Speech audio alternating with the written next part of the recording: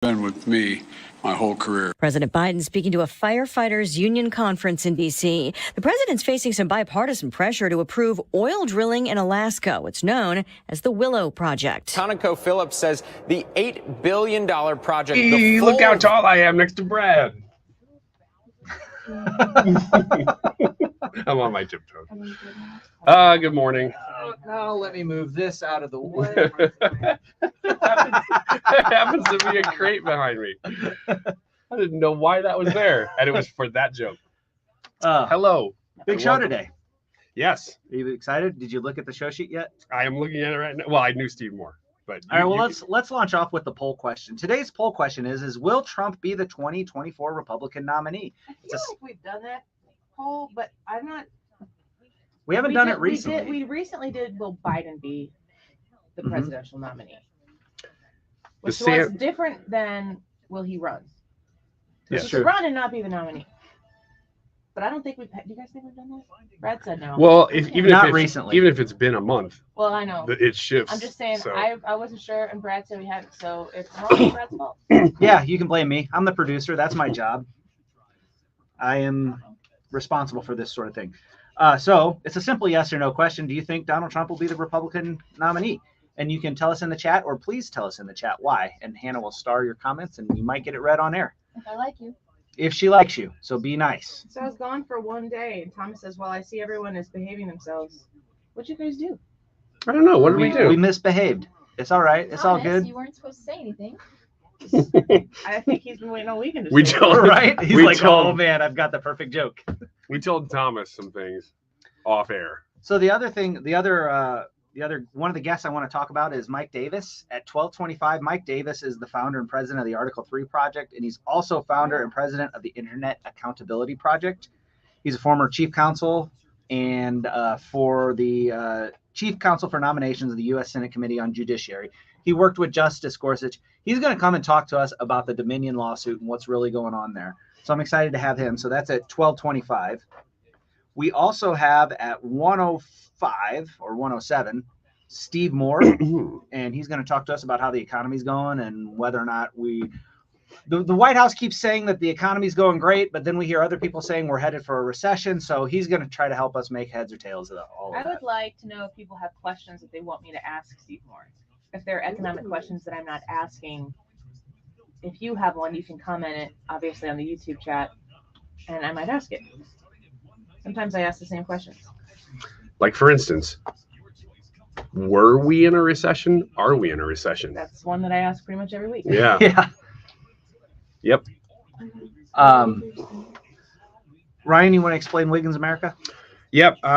There is a real situation that happened last week in Fenton involving the lottery. So I'm going to Neck of the woods. Yeah, and apparently this is very close to where you would even be buying tickets. Easy. Which you should apparently now. And I'm going to present this real situation, ask you guys how you would react and what you would do about it, including you who are listening. How would you react? What would you do about it? Maybe you are listening because it was in Fenton, which would be great if you were. So yeah, we'll do that at 12:45. 12:45. So don't miss it. Great show today. And then, as always, Hannah will close out the show with us reading the results of the poll. And apparently I am doing Axl Rose because I've been doing this the whole time, which is very much Axl Rose. I've never seen them live, but man, they have a history in St. Louis, and they're coming back. Oh, my aunt was at that concert. That famous one? Yeah. She said her friend saw what was happening and started moving her toward the door before anything else, before it broke down. He's like, no, look, we need to go. And she's like, why? And he's like, this place is about to explode. We need to go. Wow. That's some intuition. There might be some people watching or listening or in the studio who don't know what you're talking about. Oh. So, somebody brought a camera to an... Actually, she's not listening. She doesn't care. Dominion lawsuit. No, you weren't listening. We were talking about Axl Rose. Oh, no. Do you know about Axl Rose's connection to St. Louis? I don't know. Do you know who Axl Rose is? No. Oh! Do you know who Guns N' Roses is? Yeah. He's the lead singer. Yeah. Do you know who Slash is? Yes. I don't know. Crazy hair, top hat. Yes. Yeah. Wow, he's more famous than Axl Rose, Yeah, I well, I guess. dressed Oh, up for like sure. Yeah? I Yeah. dressed up like Slash for trivia night. I've He's got definitely pictures more of a it. Awesome. character. But Axl Rose got mad at somebody for taking a picture when they weren't supposed to be taking a picture. Then he and the band left the stage. And did he jump into the crowd? I don't know. I know Anyway, that there was a riot. he got mad. Riot popped off at the time. I think it was called Riverport, the amphitheater, Oh. and like it exploded. Riot con. Brian And M. they didn't come back to St. Louis until a few years ago. They came Yeah. back for the first Mhm. time. Did they come to Bush? When they returned, did they? Yeah, I was thinking that riot show wasn't at Riverport just because I was thinking it was like indoors. All but right, I no. Okay. We'll talk more about that Yeah. later. Never. Gotta love this American ride. Right, you need to take the time and get the full picture. Come on, turn the radio on. It's Saturday and I won't be long. Don't get me wrong, I love the ladies. I mean, they rev my engine, but they don't belong in the newsroom. It is Anchor Man, not Anchor Lady. What do you want from me? I'm not America's sweetheart. Goodness sake, Beth, keep your voice down. Your father's listening to the radio. I'm not America's sweetheart. This is the Annie Frey Show. The three greatest threats to America long term is our debt, our education system, and China. And so this week, we're going to hold a bipartisan meeting in the auditorium. We usually do this for classified briefings, and it's going to be on the budget. And we're going to bring in the Congressional Budget Office. They just came out with new numbers, and we're going to hold a briefing so everybody knows the same numbers. So Kevin McCarthy, they're talking about the three things that are facing you and me living in this country. What kind of threats are headed our way? I think a lot of people can understand for themselves what seems real and seems almost in some cases imminent. Kevin McCarthy, the Speaker of the House, saying debt, education, and China. Do you agree with those things? I want to know from you, and this is going to be an ongoing thing for the next 610 days. That's how many days? 610 days until the next election. You could probably graph this over the course of these next 600 plus days of how those issues become a prominent concern of yours. Because depending on the news cycle in any given week, some of these issues can become forefront issues and then something trumps it and the next week it changes. But they are all very real issues. And in the midst of all of this, you're going to be thrust into an election season. You're going to be pushed into campaign commercials for a primary, and then it's going to be the general. I mean, we're very close to where this takes over our lives once again. And you are going to be pushed to make sure that you wear your reddest red jersey or your bluest blue jersey. There are going to be people who are going to look to acquire you and use you as an accessory to a campaign to make sure that you understand exactly how allegiant you are to that said cause. And I just want to say, we have to make sure we know what that cause is. And before we move into a campaign season and an election season, it's really important to know that your cause, your end goal, is yours to have and nobody else's to massage into what fits their bigger, broader picture. Your vote is to be earned. It doesn't belong to anybody. It's not something that you need to put out there that signals some sort of virtue because you've hooked your wagon to this campaign or that campaign. You need to understand right now what is the most important to you. And even if you know that clearly fighting back against China is the most important thing to me, or staying out of wars overseas is the most important thing to me, or education and the way that this secular culture turned religion has seeped into our classrooms while they tell us that God can't be anywhere near these classrooms. Maybe that's the most important thing to you because you have children who are in these classrooms or grandchildren who are in these classrooms. Maybe you feel like that is where the future of this country hangs in the balance the most. That's up to you. You might be driving in the car with somebody right now, and you might both be absolute passionate fans of the same man or woman candidate for president in this next election. Maybe you're both huge, strong supporters of Joe Biden, and you think that the Joe Biden agenda has had great success in these 2 years, and you want, counting these next 6 more years of that. Your goal, your concern, your priority still can be different than those people who ultimately at the end meet in the same place with a candidate. I noticed CPAC was this weekend, and I'm generally interested in all things CPAC. I feel like, I suppose that in especially in the midst of the Obama years, CPAC was almost kind of a group therapy for people who were watching the left and the ideology of the left, the policies of the left, really, they really attack the idea of being conservative. And essentially what that is, in America, of all places, it was the demeaning, the degradation, the belittling for those Obama years of anybody who had a different thought, which is kind of interesting in America, where the First Amendment says, no, you could feel free to speak your mind, and you feel free to speak your mind and be incredibly, magnificently wrong in the words you speak, but you still have the right to do that. There were 8 years, and I'm speaking from my own personal experience as a conservative who was paying attention during those 8 years, formative years for me, college into, just out of college and into my first years of trying to build a career, of being made into a monster because I disagreed with the policies that were enacted, believed in, voted for, that put the Obama administration in charge. Now, they won. They won twice. I remember being so incredibly disappointed when Mitt Romney lost that election. I didn't even really think that Obama could win re-election. It was not going great in 2012 when Obama won. And I remember thinking, okay, we've got 4 more years of this. This is going to be rough. And it was rough because what you are as a conservative, if it is like who I am as a conservative, it's definitive.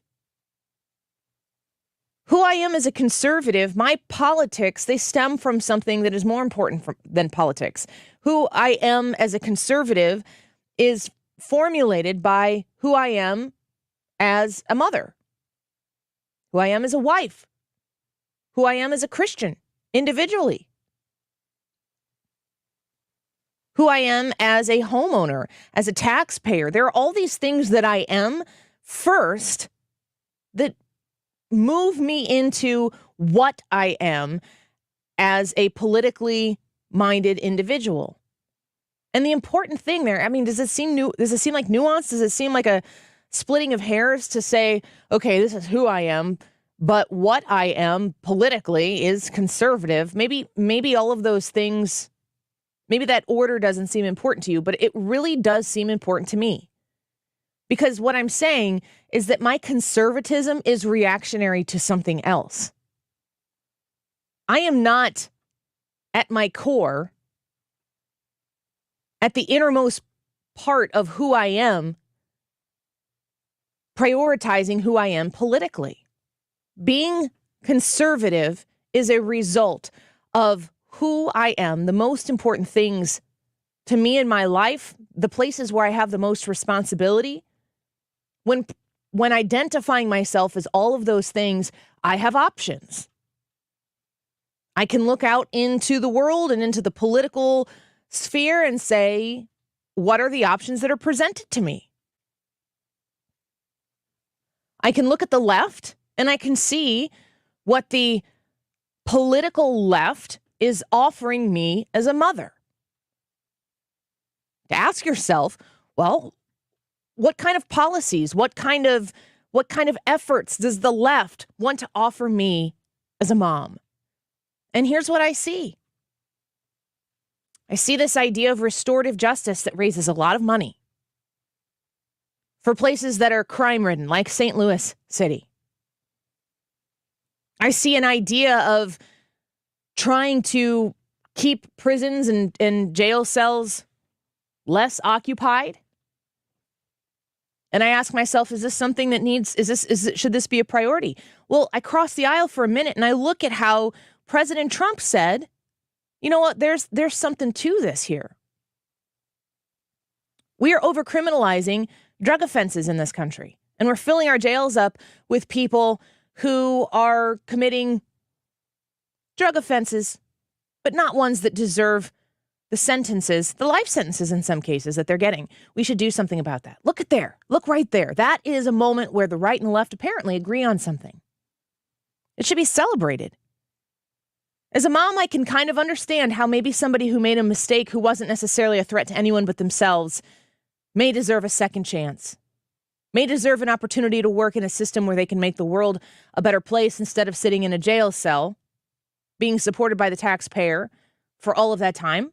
I can understand that. But let's go back over to the left side for a moment.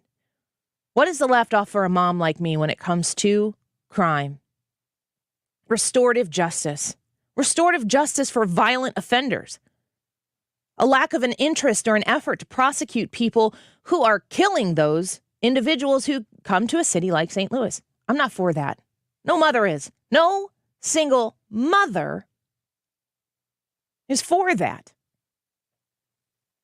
Because being a mother trumps any crazy concept that comes out of a movement that ultimately is designed and contrived for political capital, for money, to come into some sort of ideology that in front of a crowd can rile people up, can get people to open their checkbooks and their cash apps and send money so that people who are in power can stay in power. Those efforts don't even have anything to do with making the issue that they're prostituting in order to gain money. They're not even interested in that. They're just interested in consolidating funds and power. You can see the same thing on the right from time to time. The question is, who is working to make the world safer for me as a mother so I can protect my children? Because that question supersedes any political party allegiance that I could ever possibly have. And if that ever gets perverted into the other way around, that my allegiance goes to some red or blue jersey before it goes to my role as a mom, I failed as a mom. From the education system, what does the left have to offer a mom who has kids in school? They want to make sure that we don't have any religious ideology infiltrating the school where it could possibly persuade a child in a way that is not approval from the way they're being raised at home. They don't want any religion or Jesus talk, any sort of effort where it could possibly creep into the classroom, into the hands of somebody who might abuse that theology in front of children. Even the presence of a Bible sitting on the desk of a teacher could be a threat to those children because they're impressionable. And they're outside of the supervision of the parents who, you know what, may not support that ideology. Well, tell me how critical race theory is not the religion of the left. And ask yourself why the left is pushing so hard to have this in the classroom. Because it is the most impressionable place to reach children. You have a breakdown in authority where there's an adult present who can take the things that are presented in critical race theory in multiple different ways. And critical race theory is a way that you teach things. It's how you implement things into the classroom. And that can be used in a way that would be inappropriate towards children. So as a mom, I'm looking at what the left has to offer, and they're saying, you know, parents, have a seat. We got this. We're going to take care of this in the classroom, and we're going to educate them in a way that they haven't been educated before, the way you haven't been educated before, because after all, everybody in history is part of the problem. We need to revise history. We need to implement things like the 1619 Project so that kids today can know what really happened. And you, as a parent, don't need to be involved in this because, after all, they are our children. What does the right have to offer? The right has to offer to parents like you, grandparents like you, the opportunity to just choose what school would be best for your child. To be able to say, oh, that critical race theory that they're teaching, that the way that they're revising history in this classroom and in this school, I really love that. And I want that for my child. But this one over here, they're not offering my kid what I want. So I'm going to send them over to that one with the dollars that I'm paying in my property taxes and investing in the system. I'm going to put them where I want them to be. Or if you're like the Frey family, and before the left decided to take the education system hostage, we just want our kids to be raised with Jesus in the classroom. We want that. We understand that doesn't exist in the public school system. It's worth the investment for us. Religion is the first class that my kids have at school, and they get to talk about Jesus every day. That's valuable to me. That's valuable to my husband. It's important to us. It's actually the only important thing when it comes to raising our kids, that they understand that first and foremost. And if that's all they ever understand, they'll understand everything that they need to know. We send them to a Lutheran school. That's our choice. We pay for it. We invest in it. I don't think that any other child should have to be forced into that environment. It's not a you thing. It's an us thing. And we have the right to do that. But tell me why I'm paying so much money to educate other people's children in a classroom when I don't get the benefit of my own tax dollars. I'm paying for my kids to attend a public school. There's a seat that is reserved for my kids in a public school, and I'm vacating that seat, which means the classroom size goes down because I've taken my 3 kids and put them in a different school. Why should I not have the benefit of my own tax dollars for the duration of the time that they are in the classroom? Why shouldn't I have that? I'm not taking away anything from anybody else's kids. In fact, you're taking it away from my children. Why would the left want to do that? And when you look at it, when you draw it down to the most basic understanding that I touched on before, it's because the important thing is power and money and a system and a structure that already exists that they can't allow to become unstable. They're taking that from my kids. Got a problem with that. As a mother, I have a problem with that. When you are assessing this election that is 610 days away, know who you are before you offer anybody, any political party, anything, your allegiance, your dime. Make sure you know who you are and what is important to you. And don't let me or anybody else out there who has a platform influence you away from what you know to be the most important thing to you. Because there are going to be hundreds of millions of dollars spent to try to make you emotionally feel something that maybe intellectually isn't as big of a deal to you as something else is. Hold people's feet to the fire. You have to do that. Empower yourself to do that. Today's YouTube live chat poll: will Trump be the 2024 Republican nominee? Yes or no? I would love to know what you think about this. Your comments as well coming in as we speak. You go to the Annie Frey YouTube channel. We're back up there today. And in the live chat portion of today's live streaming video, that poll: will Trump be the 2024 Republican nominee? Yes or no? Vote. Leave a comment. And Hannah will feature them at 2:45. A lot of times if we get a ton of comments, we maybe drop some in earlier in the show. You're going to want to stick around. Mike Davis, who's the founder and president of the Article 3 Project, is going to talk to us about the Dominion lawsuit against Fox News. What are the details about it? What should we know about it? And what kind of impact could it have on Fox News and also potentially elections in the future? We'll talk to Mike Davis when we come back. It's so hard to keep the smile from my face. This is the Annie Frey Show. I'm all over the place.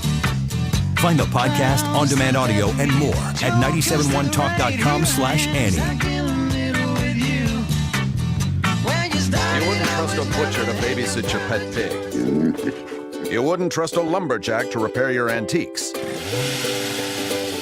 Or a professional wrestler to be your massage therapist. So why would you trust anyone but AMCO to fix your car? For over 50 years, we've been the trusted experts in transmission repair. AMCO offers easy payment plan options for most any credit situation, so you can fix it fast and pay it off slow at AMCO. AAMCO. So FoleyDentalGroup.com. FoleyDentalGroup.com is where you can go and see what all they have to offer if you're looking for a new dentist. Finding a dentist that maybe, I don't know, a lot of people will have their dentist will retire and somebody buys a practice and you're like, okay, maybe I'm going to try everything out right now because you have the option. You got to make a change anyway. I really want to advocate for how welcoming Foley Dental Group is. I want to advocate for all of the amazing dentists that they have there that are going to approach you with a way that makes you feel right at home. It's going to make you feel like you've been a client, a patient of theirs forever. And also the approach that they have to giving you a whole health review, essentially, when you go, they can see so much through the health of your dental situation that can provide you information about other ways that you can improve in the future, especially when it comes to sleep. They are incredibly good at helping people who have a sleep disorder, kids and adults alike. They can help you move through this. And if you restore your sleep, man, you can restore many things that have to do with health concerns. Foley Dental Group is taking new patients right now, 618-288-9670. Call 618-288-9670. Foley Dental Group is the dentist for the Frey family, and I hope you'll let them earn your trust as well. FoleyDentalGroup.com. We've been here 30 years, 30 Christmases in this house, and we have the traditions that most families have. That's Terry talking about her experience with Rhino Shield ceramic coating. We did Rhino Shield 14 years ago, and the house still looks the same as the first day. Rhino Shield really worked with me to help me get just the right nice soft yellow, and it's 14 years later, and it's the same color. The main reason Terry called Rhino Shield is because it's backed by its 25-year transferable warranty. It just sounded wonderful that we could have the house coated with Rhino Shield and not have to worry about it again for 25 years. Take it from Terry. Give Rhino Shield a call now for a free evaluation. 877-25-RHINO. 877-25-RHINO. Or visit 877-25rhino.com. There have been neighbors that have come by and said, "Did you just have your house painted?" Because they wanted to know who the contractor was. And I said, "No, it's actually Rhino Shield." 877-25rhino.com. This Friday, we'll be in Eureka for a Mark Reardon Show Fish Fry Friday. Join us for great food and a live broadcast at Most Sacred Heart Catholic Church. Fish Fry Fridays continue this week from 3 to 6 in Eureka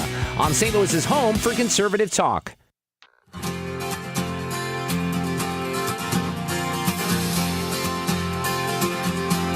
You're listening to The Annie Frey Show on St. Louis's home for conservative talk. What is it that makes me just a little bit crazy? This lawsuit is a real threat to Fox News. This thing has real teeth. Look, there's two things, let's break it down, that Dominion has to prove here. One, the statements were false. We don't even need to waste any time on that. We all know the statements were false. The second thing is that Fox News knew they were false or recklessly disregarded the falsity. I mean, look, take it from Sidney Powell. Sidney Powell herself, one of the main architects of this whole big lie, has said, this was so ridiculous that no reasonable person would have believed it. Now, as Fox News, what are they going to say? We were so dense, we were so dumb that we believed it. They're in a tough spot. So there's a CNN legal analyst, Elliot Honig, saying that this is a real threat to Fox News, this lawsuit from Dominion and their voting machines. And the question is, what will come of this? It's a defamation lawsuit, and we're not lawyers here. We cannot even possibly begin to pretend to be so we get the best done. Mike Davis joins us now, founder and president of the Article 3 Project. I encourage you to go to theiap.org to learn more about his organization. Mike, thank you for coming on with us to talk about this issue.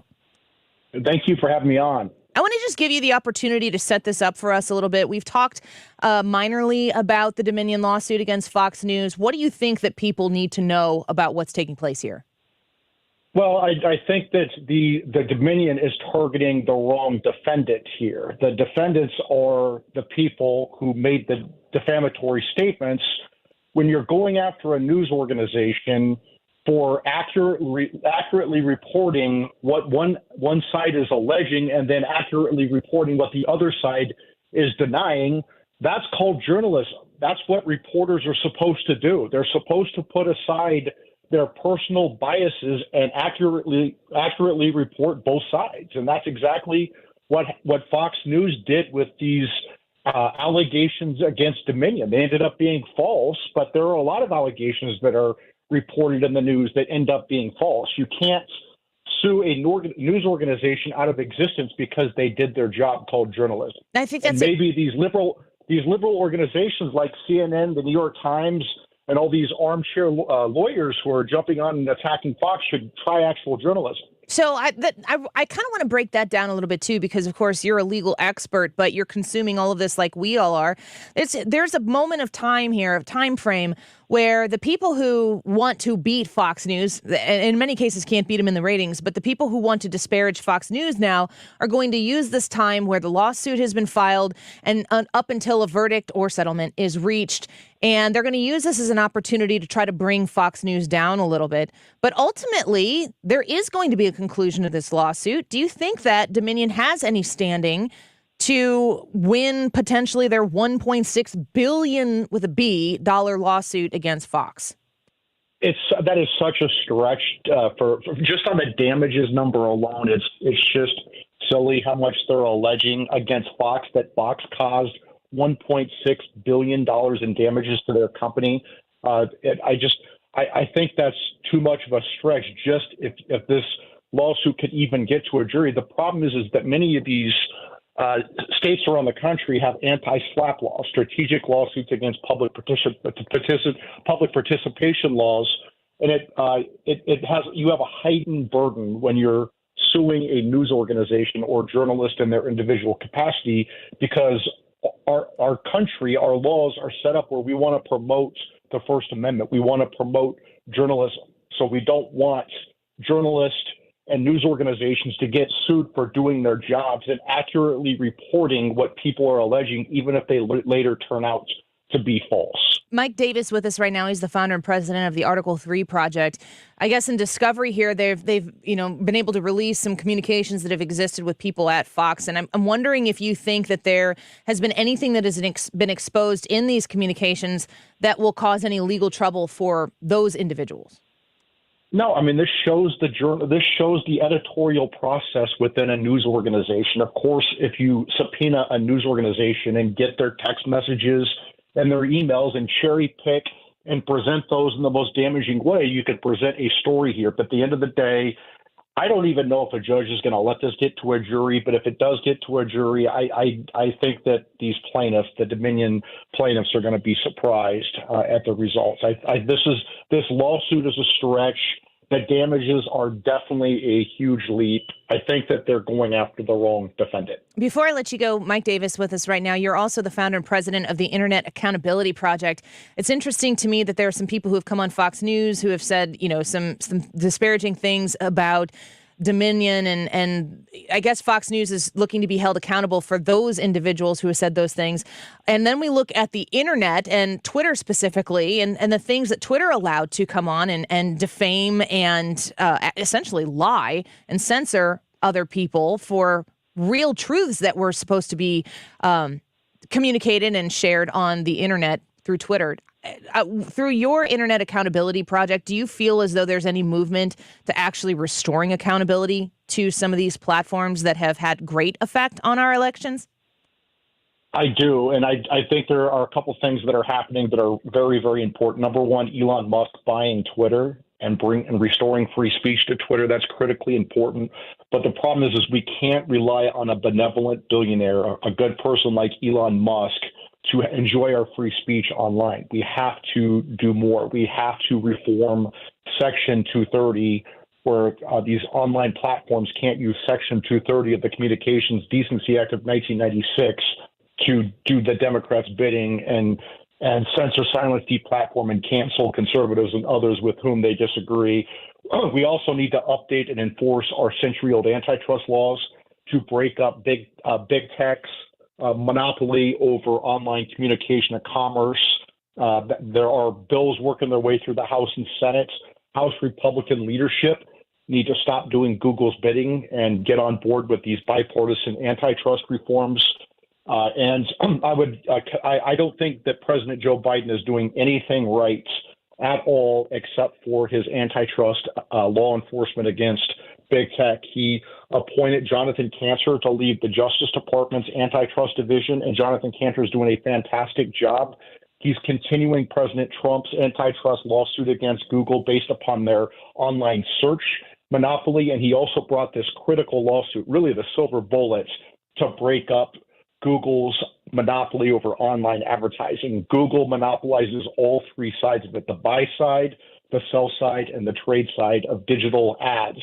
And if you break up Google's online monopoly, their ad tech monopoly, that's the silver bullet to break up big tech. And here's the final point about censorship. If Google competed against YouTube instead of acquired YouTube, there is no chance that YouTube would be censoring Senator Rand Paul, a medical doctor, over what he stated about COVID correctly that was called misinformation and disinformation before and now ends up being correct. So in order to break up big tech's control of the internet, their censorship, we need to break up big tech with our antitrust laws. Last question for you before we let you go. We're speaking with Mike Davis. Do you believe that the political parties right now have this as a key issue that they're actually willing to act on in a campaign and then if given the victory once they get into office?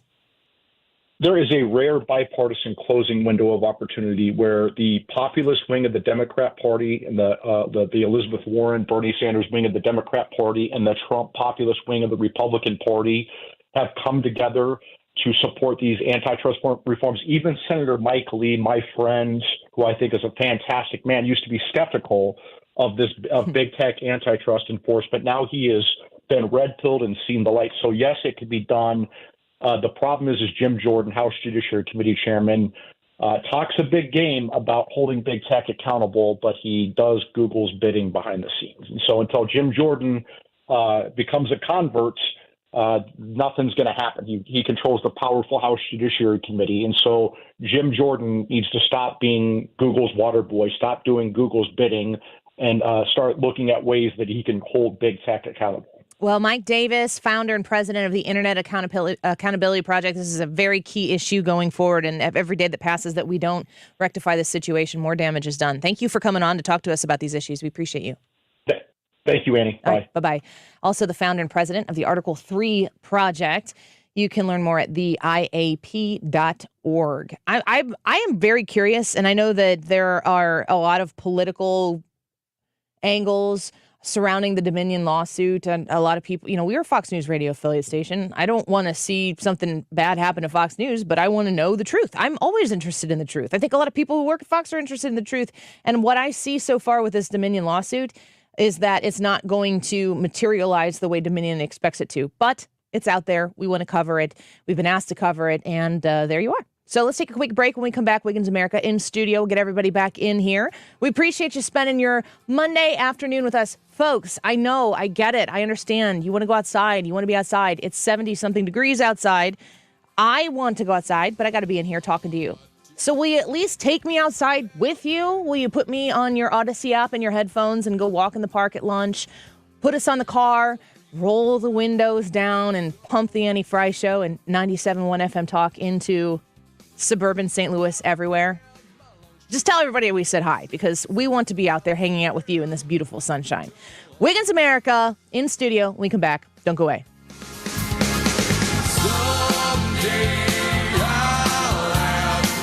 Find the podcast, on-demand audio, and more at 971talk.com/Annie.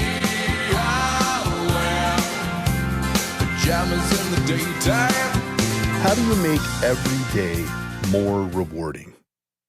You could write about your feelings. You could do sea turtle stuff. You could practice mindfulness. But how? Or you could just do what you already do with Upside, the free app that gives you real cash back wherever you roll.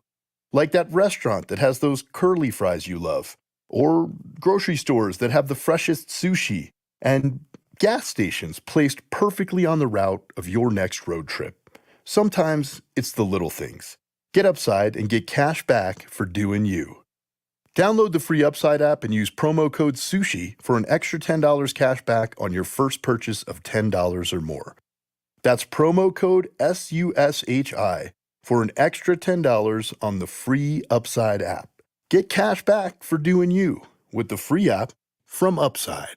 I was just looking at some listings in the Edwardsville area, some homes, and I just thought to myself, Jen Teskey is the person to have right now, because if you're looking for a realtor who understands the market, it seems as though every time I'm seeing news stories of the market, there's ups, there's downs, people are looking at mortgage rates, and mortgage rates are high, and then they were low, and it's a lot. If you need to buy a home right now, you need someone who understands the entire current of the market and who understands what the trends are. If you're looking to sell your home, you need to know somebody who's going to be 2 steps ahead of everybody else to make sure that if the market's going to downturn, you do what you need to do to be the most competitive when it comes to presenting your home on the market so people buy your house and not the one down the street. Jen Teskey is that person. And she has an entire team that backs her, that helps support you in your sale. They're absolutely amazing people. I would not endorse them if they weren't. And B, they're going to hustle their socks off to make sure that everything you need to sell your home for the price that you need and in the market, whatever it might be, it's all there for you. And that's Jen Teskey with RE/MAX Alliance. Her last name is spelled Teske, Jen Teskey. And this is the number you can call right now or text, even if you're thinking about selling 6 months in the future. Jen is your girl. 618-541-1010. That's 618-541-1010. Hi, this is Brian with Velocity Home Buyers, and I buy houses cash. If you own a house and want to sell it fast at a fair price, call me at 314-782-3333. I can pay cash and close in as little as 7 days. I buy houses in any condition and any price range in the St. Louis area. I'm a private real estate investor who buys several houses a month, and I want to buy more. I buy inherited houses, divorce houses, behind in payment houses. I even buy my tenant won't pay me the rent houses. Do you own a house that needs updating, but you don't have the time or money for it? Great, because I love buying outdated houses. I buy vacant houses, job relocation houses, and foreclosure houses. If you own a house and want to sell it fast, call me at 314-782-3333. That's 314-782-3333. The choice of a lawyer is an important decision and should not be based solely on advertisements. At Underlaw, we take on the establishment and challenge corporations to be better for the safety of our community. Call Underlaw Personal Injury Lawyers at 314 or 618 $9 You're listening to the Annie Frey Show live from the Air Comfort Service Heating, Cooling, and Insulation Studio. Air Comfort Service is celebrating 54 years of residential and commercial service, maintenance, and installation of heating and cooling systems. Get in your comfort zone. Visit aircomfortservice.com. Filtering the BS pushed by the mainstream media. St. Louis is home for conservative talk. 97.1 FM Talk. You're listening to the Annie Frey Show on St. Louis's home for conservative talk. Follow Annie on Twitter at Annie Frey Show. Welcome back to the Annie Frey Show. Glad to be back in studio with y'all. Beautiful day outside. Hard to come inside. Big day in Illinois. Kazimierz Pulaski Day. Huge day. Oh, yeah. Huge day. Maybe the best holiday of the entire school calendar. No argument. No argument. This is one of my favorite days as a kid was Kazimierz Pulaski Day. I always went to Lutheran schools, grade school and high school, except for, save 1 year. My sophomore year, I went to Edwardsville High School, and Kazimierz Pulaski Day was glorious because Lutheran schools don't get that day off. My husband, the public school teacher, gets today off. The kids go on to school. Mm-hmm. So I noticed that, well, at least my wife was telling me that not all the schools get that off or take that day off. So, like, Belleville West is going to school today. They probably have a different day. They might, like, tack a day on to spring break or something like that. Something like that. Disrespecting Kazimierz Pulaski. Unbelievable. What did he ever do to you? What did he ever do for us? Didn't he supply it? I honestly don't know. Since you asked. We disrespected him in the Lutheran schools all the time. Oh, yeah. My wife and the private school that they go to are disrespecting him today. I don't know that Yes. I've ever been jealous of anything from Illinois, but an extra day off school? A day off school that doesn't require anything? Nothing. Nothing. So my husband and I were in Chicago this weekend. My son's basketball team made the state tournament, had a great season, and got to go participate in the Lutheran School Association state tournament. Very, very proud of them. And we're getting ready to go home after this weekend. And my husband looks at me, he goes, I think I'm going to go. It's supposed to be 73 and sunny tomorrow. I'm like, oh, really? He goes, I think I'm going to go golfing or fishing. And I was thinking about maybe taking a 4-day weekend to kind of recoup from when you're gone all weekend, and especially at a basketball tournament or baseball or soccer or anything like that. It sucks the life out of you. It's all fun, but you're not at home. You're spending a ton of money. You're running around crazy. You don't ever know what's happening next because your entire weekend is based on, do we win? Do we lose? It's just stressful. Not all stress is bad. It's just stressful. But you get home and it's just, you kind of sit on the couch and you're back in your home and your bed is right down the hall. And so I thought I'd maybe take today off. And I was like, you know what? If the kids are going to school and Jared's going to be home, he'll take the kids to school. I don't have to like wake up and get the kids ready or do any of that stuff. I'll just let Jared have the day off. He'll probably enjoy his own day. And I'll go to work. And then he told me it's going to be 73 and something. I was like, I should have taken the day off. So if you're fishing right now on a boat and you're listening to us, Jared, thank you for taking us outside with you. I wish I were there.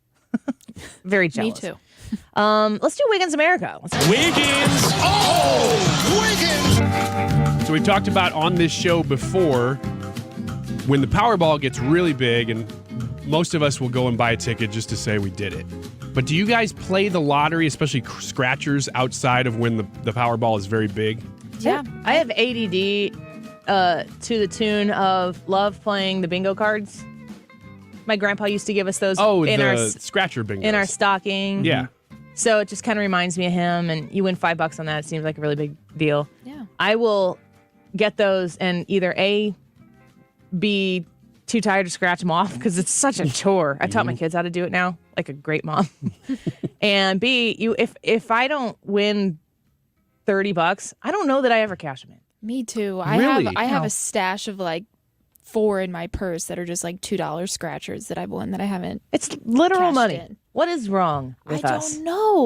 I don't know. What is wrong with you guys? You're not cashing out your winnings? I can't. I have to scratch it off right as soon as I get it, though. I can't just buy it and then leave it unscratched. That could be $1 million in your wallet that you're not scratching. Sidebar. We always do it at Christmas. That's the time when we do them, too. I don't really do it outside of that. I did find out that if you don't cash it in Missouri within a year, they don't know what to do with it. Because the money, you can still get it, but it's like you got to do a writing campaign into the state. I didn't know that. Yeah. Super annoying update to the beginning of this segment. Mr. Frey, who is off work today because of Kazimierz Pulaski Day, is writing me, sharing the accolades of Pulaski, saying he's a Revolutionary War hero. Yeah, I'm sure he is. Mm-hmm. There are a lot of them. Yeah, people sharing in the chat. Enjoy your beautiful day off while you're not working and just sitting in the sunshine fishing while I sit here and slave with these people. Man. Yeah, I know, right? We all want to be there fishing, don't we? Well, yeah, but what do you mean, these people? I'm just being a bad sport. Sour grapes. Yeah. How do we argue with that, though? Wouldn't you rather be outside right now? I would also mention that Mrs. Range is trolling us on the chat, too.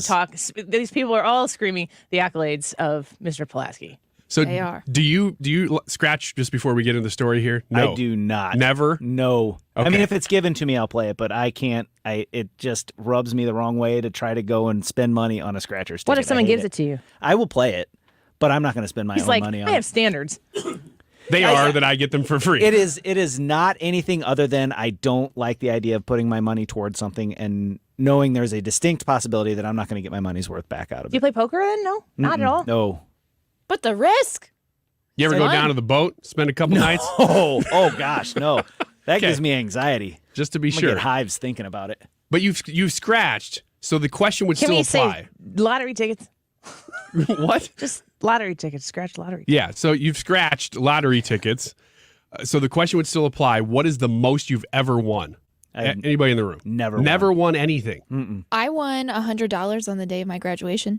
Woo! Did someone give you a bunch of tickets? Yeah. How many tickets did you scratch off? Over $100 worth? Because sometimes people will, for graduation stuff, give you a whole bunch of tickets. Mm-hmm.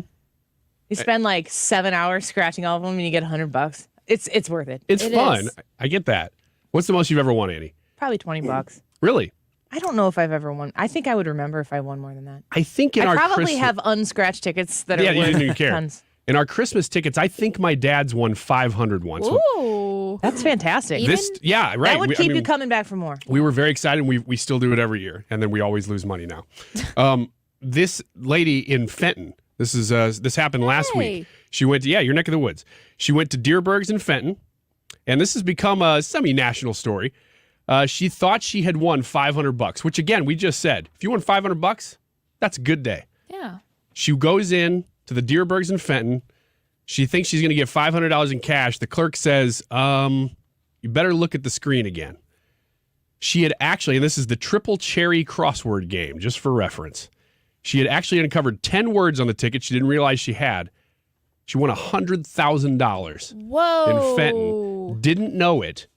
So my question for you is, obviously, you're walking away with $100,000. You thought you were going to have $500. You're pretty happy. So I'm not going to ask you whether or not you're happy. But what are you doing the next day? Is $100,000 enough to alter really anything about your life anymore? Are we to a place where $100,000 is just nice? This is a huge amount of money. Maybe you should answer that question, Mister. Is $100,000 even that big of a deal? Yeah. Do you have a money How much bin? are they paying you here? Well, I can't go into that right now. I can't go into the number of figures and all these things. But $100,000. 4 figures? 5 figures? It's 4 figures. I will say that. The woman said she just plans to save it for retirement. Huh. So thank you. I was at 3 figures up until last week. Thank you for going to bat for me. I have my job. But $100,000, obviously you're happy, but no, $100,000. you can get a new car. No. There's a lot of people who are going to do that, but $100,000 would wipe out so much debt for somebody that allows you to do what Dave Ramsey always says is live like no one else does. Yeah, live like no other. So you can live like no other. Yep. But if somebody drops $100,000, if you win $100,000, you're probably getting $65,000 of it after taxes. Yeah, you're probably right. Yeah, right in there. Student loan debt, if you believe in paying that kind of thing back. Just hold on to that. Car debt, credit card debt. I mean, even if you have just credit card debt, taking that burden off of somebody's shoulders is absolutely life altering. And if you're in a position, if you're somebody who can eliminate a huge chunk, if not all, of your non-mortgage debt, then you're looking at that and talking about how you can invest it and everything, which could. I was just looking the other day. I love I think the algorithm knows this, that I read every one of these articles that is suggested to me, but what people have in their 401ks in your age range. Because I don't really, they're not, there's the median and the mean, and there's what you should have and what people do have. But I think it said something that people my age, on average, have about $45,000 in their 401k. And if you put that into context of having $65,000 after tax, I'm making that number up from 100. If you could all of a sudden put that towards some retirement, you're immediately doing better than the average, the normal amount of people that would be my age. So that's a massively life-changing amount of money. Oh, yeah. Is it a sign of getting older, though, that we're just going, maybe it would pay off debt and do good things for our retirement? Ask Hannah. Yeah, what would it do for you? If I won $100,000, I would invest, I would save, and I would pay off my car. But that would put me, that would give me a huge sigh of relief. Things are hard. I am wanting to, move out on my own. So that would give me just more of a cushion. And it would change my mental too. She's saying that she would invest in. Imagine $65,000. I was talking about I'm 38 years old. So, we're all about the same age here, save Hannah. For us to put $65,000 and for that to be more than the average person has in their 401k, if Hannah at 21 years old puts $65,000 into a 401k, good grief. Yeah, you may not have to keep investing. You probably need to a little bit, but it would save you a lot of that early investing that you'd have to do. At what point are we now? Because it used to be that roughly, high 6 figures, maybe $1 million was retirement. Are we still there? I don't know that any of us would actually go retire tomorrow, but no, I wouldn't, because we love what we do. But I'm thinking about it. But say you were doing a job you didn't want to be doing just to make the money because you had to do it. What's retirement level for us now? Is it still $1 million? Would you have to win $1 million? That doesn't. You mean like if you're to win the lottery? Yeah. I don't think that there is a retirement level. I think it's personal. I mean, would I still want to come in here and do this if I was a bazillionaire? Maybe I am a bazillionaire, and maybe I'm here doing this. Maybe I'm not. And maybe you make four figures. I want to appreciate Nick for that $1.99 super chat. Thanks, Nick. But I look at all of that as you can't just talk about how much money you're getting, because everything has to do with how much debt you have. And if you are debt-free, you don't have to make a lot of money to be able to live happily in many places. So I almost think it's more of a debt thing than a savings thing. Yeah, I was sitting here thinking what I would do, and I'd absolutely pay down debt. Just whatever I could, pay it down, because then that frees up. Like if we're pretty close to that amount being able to pay off our mortgage, and whenever you take a mortgage payment off of the books, that opens up a lot of that money to then be invested in different areas and used for different things. It changes how you live to not have part of your paycheck dedicated to something weekly or monthly or whatever. I'm putting myself out here a little bit on this. Please tell me. I didn't know where that music was coming from. I thought it was somebody's phone. I'm like, wait, that's actually about music. I just pulled up my E-Trade app to see how I was doing. Not great. And you thought it was that. And then I heard that music. I'm like, it's mocking me. Where's it coming from? It's in your head. Have you ever picked up a lottery ticket off the ground that's been scratched?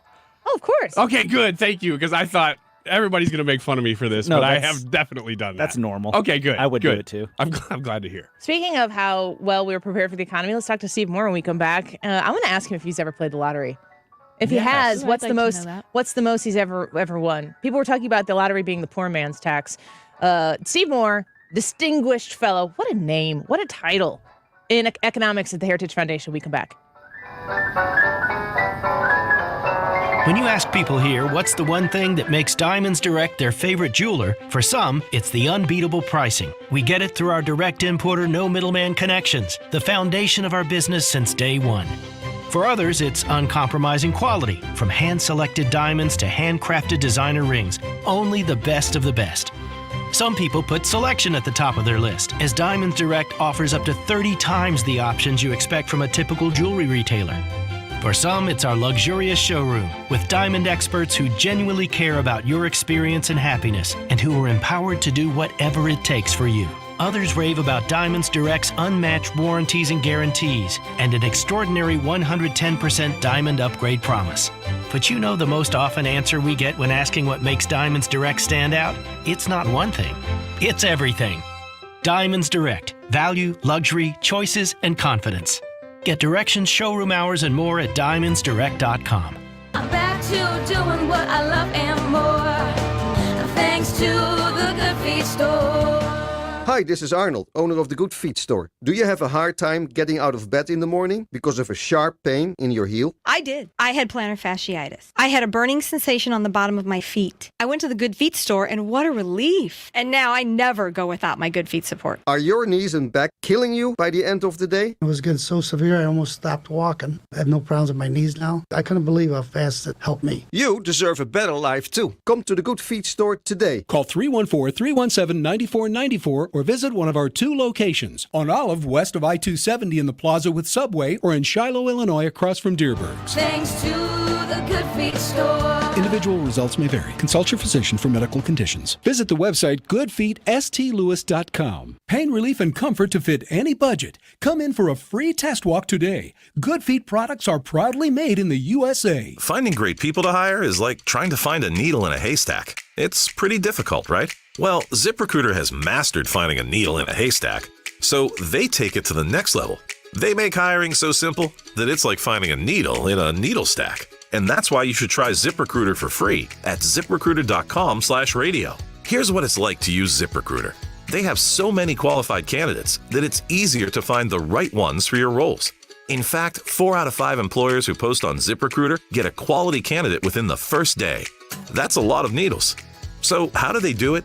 ZipRecruiter's powerful technology sends you candidates who are a great match for your job, and you can even invite your top choices to apply.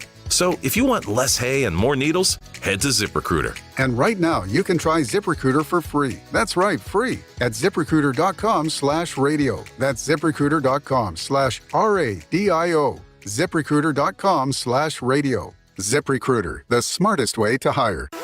KFTK FM Florissant. From the Under Law Injury Lawyers, GetJim.com studio. 97.1 FM Talk. Always live on the free Odyssey app.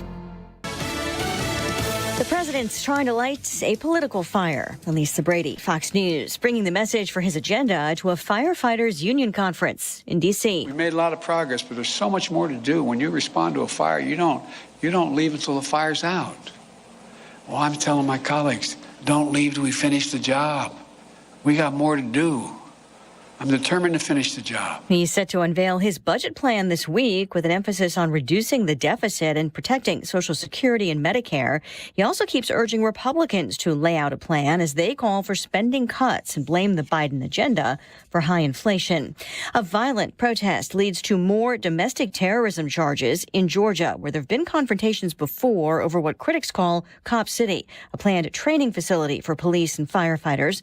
The police department releasing video footage of the latest confrontations yesterday. Things get violent pretty quickly at the site of the city proposed police and firefighter training facility, often referred to as Cop City. Protesters, many dressed in black, many with their faces covered, set construction equipment on fire and throw large rocks, bricks, fireworks, and Molotov cocktails at police. Fox's Charles Watson in Atlanta, where 35 people were detained. 23 of the protesters arrested have been named, and only 2 are from Georgia. Others are from states including Wisconsin, Utah, and Colorado, and 1 is from France. A multi-state, multi-year investigation breaks up a drug trafficking ring in Pennsylvania where unsealed indictments show 57 defendants charged with violating federal drug and gun laws, most of the suspects from Pennsylvania, Ohio, and Arizona. Prosecutors say the FBI has seized more than 2 million fentanyl pills and more than 400 pounds of meth in what began as a probe of a violent street gang operating in western Pennsylvania in 2018. America is listening to Fox News. Finding great candidates to hire can be like, well, trying to find a needle in a haystack. Sure, you can post your job to some job board, but then all you can do is hope the right person comes along, which is why you should try ZipRecruiter for free at ZipRecruiter.com/free. ZipRecruiter doesn't depend on candidates finding you. Its powerful technology identifies people with the right experience and actively invites them to apply to your job. You get qualified candidates fast. So while other companies might deliver a lot of hay, ZipRecruiter finds you what you're looking for. The needle in the haystack. 4 out of 5 employers who post a job on ZipRecruiter get a quality candidate through the site within the first day. ZipRecruiter, the smartest way to hire. And right now, you can try ZipRecruiter for free. That's right, free. Just go to this exclusive web address, ZipRecruiter.com/free. That's ZipRecruiter.com/free. ZipRecruiter.com/free. Air Comfort Service, heating, cooling, and insulation, weather. Thanks to a cold front coming through this afternoon, our temperatures will start to slowly drop now after a real spring-like feel out there. Some high clouds around. Tonight, partly cloudy skies. It's colder, 38. Tuesday, little sun in the morning, but clouds take over. 52 on Tuesday. A batch of rain late Tuesday night into Wednesday morning. Another batch Thursday afternoon and Thursday night. This is 97.1 FM Talk. Chief Meteorologist Dave Murray. You found 97.1 FM Talk, where we ask questions, even when the legacy media won't. Especially when the legacy media won't. St. Louis is home for conservative talk. 97.1 FM Talk. Stewart's American Mortgage, the bagel loan guy, is working to make you the most competitive buyer for the home that you are seeking to purchase. There are a lot of factors that go into winning and putting in a winning offer on a home. But a lot of it can come down to who you choose to do your mortgage with, because let me give you a few of the examples of how Stewie makes you the most competitive buyer when you are going to make that offer. First and foremost, you can close in 12 days, which means a super fast close can make the sellers go, okay, great. We're going to accept this. We're going to go. We're going to get done. We're going to be moving on.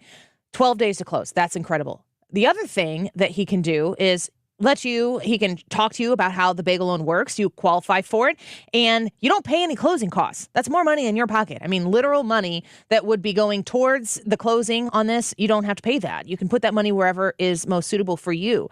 This can help you up your offer. This can also help you maybe purchase something, take care of some of the things that need to be fixed in the home when you move in. The bagel loan at Stewart's American Mortgage makes you the most competitive buyer that's out there. He has pre-approval letters that you can generate on your own, and it's just incredible how aggressive he can make you as a buyer when it comes to purchasing that home. 314-324-4440. That's 314-324-4440. Google the bagel loan, NMLS number 226715. If you're considering an annuity as part of your retirement plan, we need to talk. Hi, I'm Bob Stockdale, Senior Vice President Investments with the ClearPath Wealth Management Group at Stifel and host of On the Money, Saturday mornings at 11 on 97.1 FM Talk. Annuities can be a useful tool for some retirement investors, but not all annuities are created equal. Every week, we meet clients who own complex annuities that don't suit their needs and, in some cases, actively undermine their retirement plan. Before you purchase an annuity, get a second opinion from the ClearPath Wealth Management Group at Stifel. Requesting a consultation is free of charge. To request a free consultation, contact us at clearpathinvesting.com. That's clearpathinvesting.com, or call us at 636-695-2650.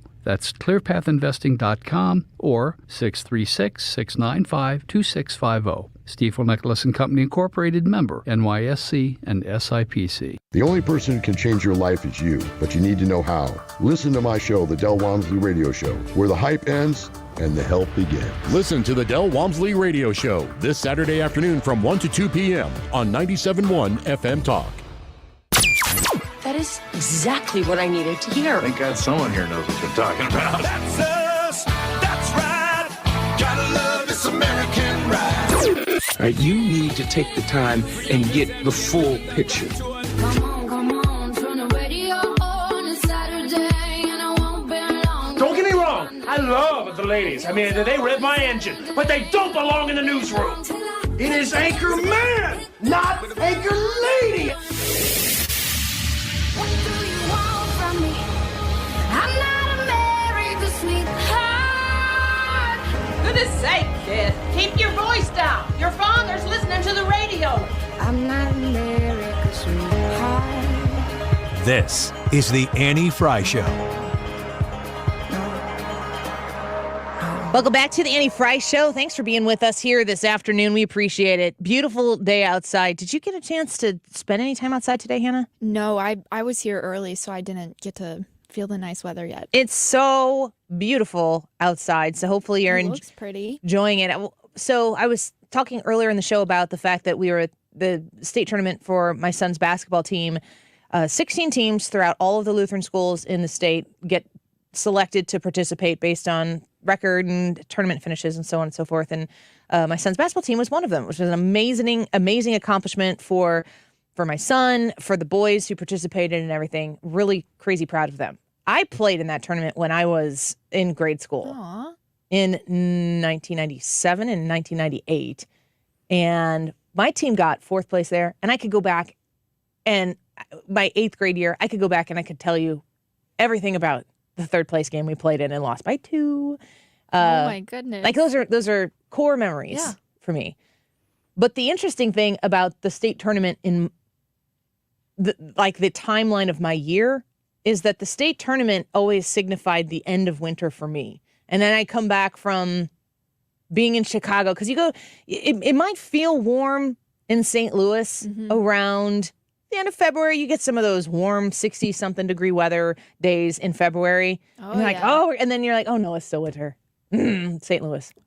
Fool's spring. You go to Chicago at the beginning of March and you're like, this is definitely still winter. But then you come back home. This is such a setup, because when we talked about this and you guys were all checking on me, which was very sweet of you, because we were thinking Thursday night, the forecast for Schaumburg and Arlington Heights, where we were going in Chicago, was that they were talking 8 to 13 inches of snow. And we thought, because from what I understand, this area got a ton of rain Thursday into Friday, lots of rain. We were thinking we were going to be driving through all rain, get halfway up the state of Illinois, and it was going to turn to nasty weather. And essentially it rained until maybe we got to Bloomington or something like that. And then the rain stopped, the sun came out, and it was 40 plus 50, almost 50 degrees. And you guys were all checking on me, sending messages like, how's the weather? Is everything okay? It's like, it's actually really nice. And then there was no freezing. There was maybe a little wind, That's good. It was windy here too, but nothing crazy. Did you get a ton of rain? A ton of rain. Let me see. Friday, it rained in the morning, but nothing, outrageous. No crazy stories about it. Well, we came back down here, and then when, like I said, my husband told me it was going to be 73 and sunny today. I was like, oh my gosh. And then in college, one of the things that I did 3 years, 3 spring breaks, not my freshman year, but I did it my freshman, sophomore, junior year, I guess. We went to spring training. And so March to me feels like you go out of the winter of February and then down to Florida. And then by the time you come back, it's so rude how green the grass is in March in Florida. And then you come back, you're like, everything's brown again. But then you get to see spring come back in. Yeah. I'm very excited about that. We're going to talk a little bit later in the show, probably in the 2:00 hour, about our show trip to see Jamie Lissow. That was great. Comedy club. Had you ever been to a comedy club before? I have. I went to Funny Bone in the Westport location before, and it was good. But straight to St. Charles was great. Super fun, and we had a great time.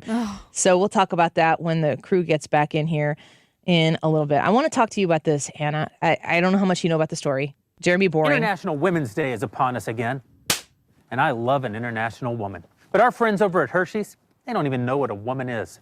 They've hired a biological male to be the spokesperson for their Women's Day campaign. And they're calling that campaign, and I swear I'm not making this up, Her-She. Oh. Her-She. It's humiliating. And it's the reason that I'm launching Jeremy's Chocolate. We have 2 kinds. She, her,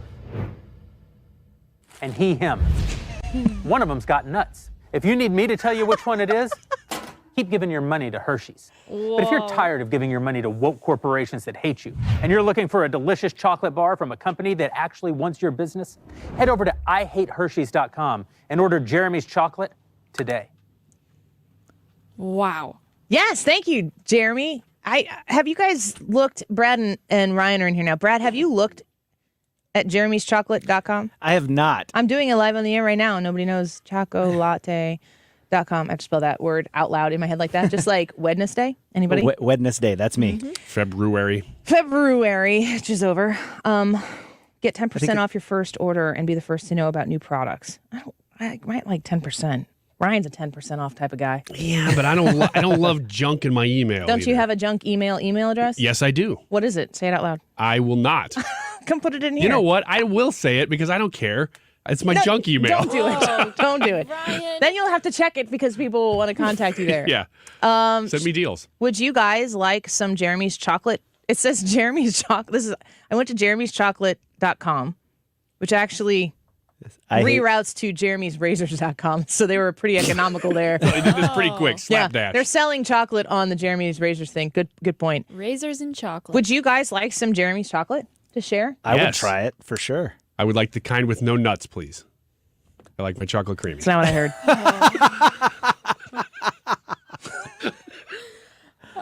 Wait a minute. Awesome. What? That's not what you heard. Yeah.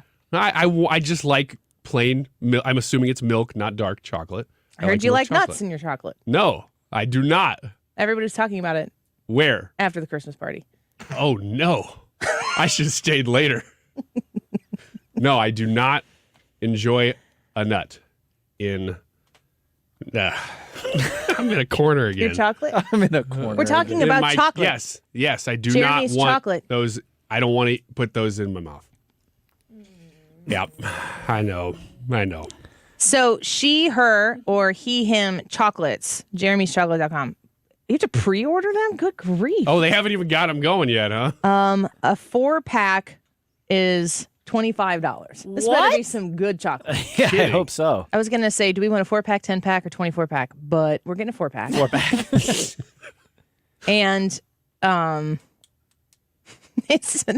they've got it set up. I'm sure this is the entire process they have for Jeremy's Razors, which was an answer to was it Harry's? Harry's, yeah. And what was Harry's doing that? So Harry's dropped their sponsorship for Michael Knowles, I think it was. They were a partner, but then they were offended by... I think they just got blowback from people from cancel culture. They're like, oh, I can't believe you'd sponsor him. And then they're like, okay, well, we're going to cancel our sponsorship. Okay, I'm ordering this. You guys have to keep talking. $5 shipping. This is worth it. I'm okay with it. Wait, how much does that break down per bar? You say it's $25 for 4 bars? Yeah. What's the math? 25 divided by 4. Six and a quarter. 6 and a quarter for a bar of chocolate? If it's quality chocolate, that's not terrible. Yeah, that's not terrible. It better be pretty good. I think I get the sense. I am not. You are not a quality over quantity guy. Oh, no, of course not. But I am not paying that much for that little quantity either. So That's the point. If you're paying that much for it, better be good. No, you are always going to be a dollar guy, not a quality guy. That's fine. This is true. But I'm saying I'm not saying there's a criticism. It's an observation. Am I wrong? No, you're not wrong. But the deciding factor for Ryan Wiggins is money. Yes, there are times when I would appreciate, especially in the candy realm of things, I would appreciate a premium candy. And yet, let me tell you something else, Annie Frey. The sugar-free candy world is not cheap. And I've heard that it's not great. It isn't. It tears your stomach up, something awful. Well, maybe you're supposed to not eat that much candy.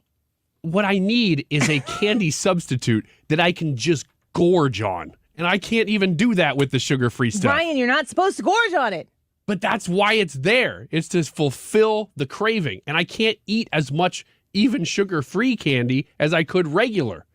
But what am I supposed to do? I'm a man without a home. Ryan, nobody can eat as much candy as you did. Exactly. So let's get our trust the scientist on making some sugar-free candy that doesn't give you diarrhea. Because they ain't done it yet. I am angry because I'll tell you why.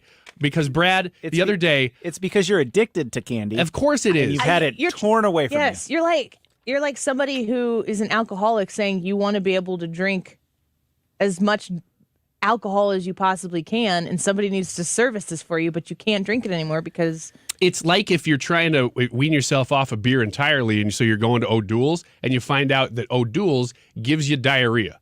That's what this is. But what you're desiring is what you're not allowed to have. Yes, but but for the reasons of not drinking alcohol, O'Doul's would be great. Sugar-free candy, the reason I can't eat candy is because of the sugar. But you like candy because of the sugar. I like it because it tastes good. The sugar, I don't care about it. It's the sugar that you're addicted to. I think it's your brain telling you need it. 10 of those little bitty fruit slices. You know what I'm talking about? Those candy fruit slices. Oh, yeah. They're real good. They got like granulated sugar on them. What if you just tried actual fruit slices? Too real. Dehydrate them. Getting closer. That little bin that I bought on Amazon, $10. There were 10 fruit slices in it. I am not going to pay. I am not an American standing here before you, a capitalist about to pay $1 per fruit slice just so that I can eat those things sugar-free and then also have a stomach ache all night. I'm 100% on board with you on that assessment. Thank you. But that's not like I wouldn't pay 50 cents, 10 cents a slice. I just wouldn't do it because I don't crave sugar that much. It's not a great world that we're living in right now. So you like your candy bars with nuts, huh? No. Ryan, you just have a condition that you need to answer to. And it's your condition that a lot of other people probably understand exactly what you're talking about. I need to know what your ask is here. Is it that the sugar-free candy world get their act together? Yeah. Well, then you do it. Yeah, that's what I'm asking. If the market is that wide open for it, go do it. I think I might. It's going to take somebody like Jeremy's Razors to get on board, though, because I don't have the resources to do the science. You need an investor. Who wants to invest? Hopefully Jeremy Boring does. How are you going to sell it to him?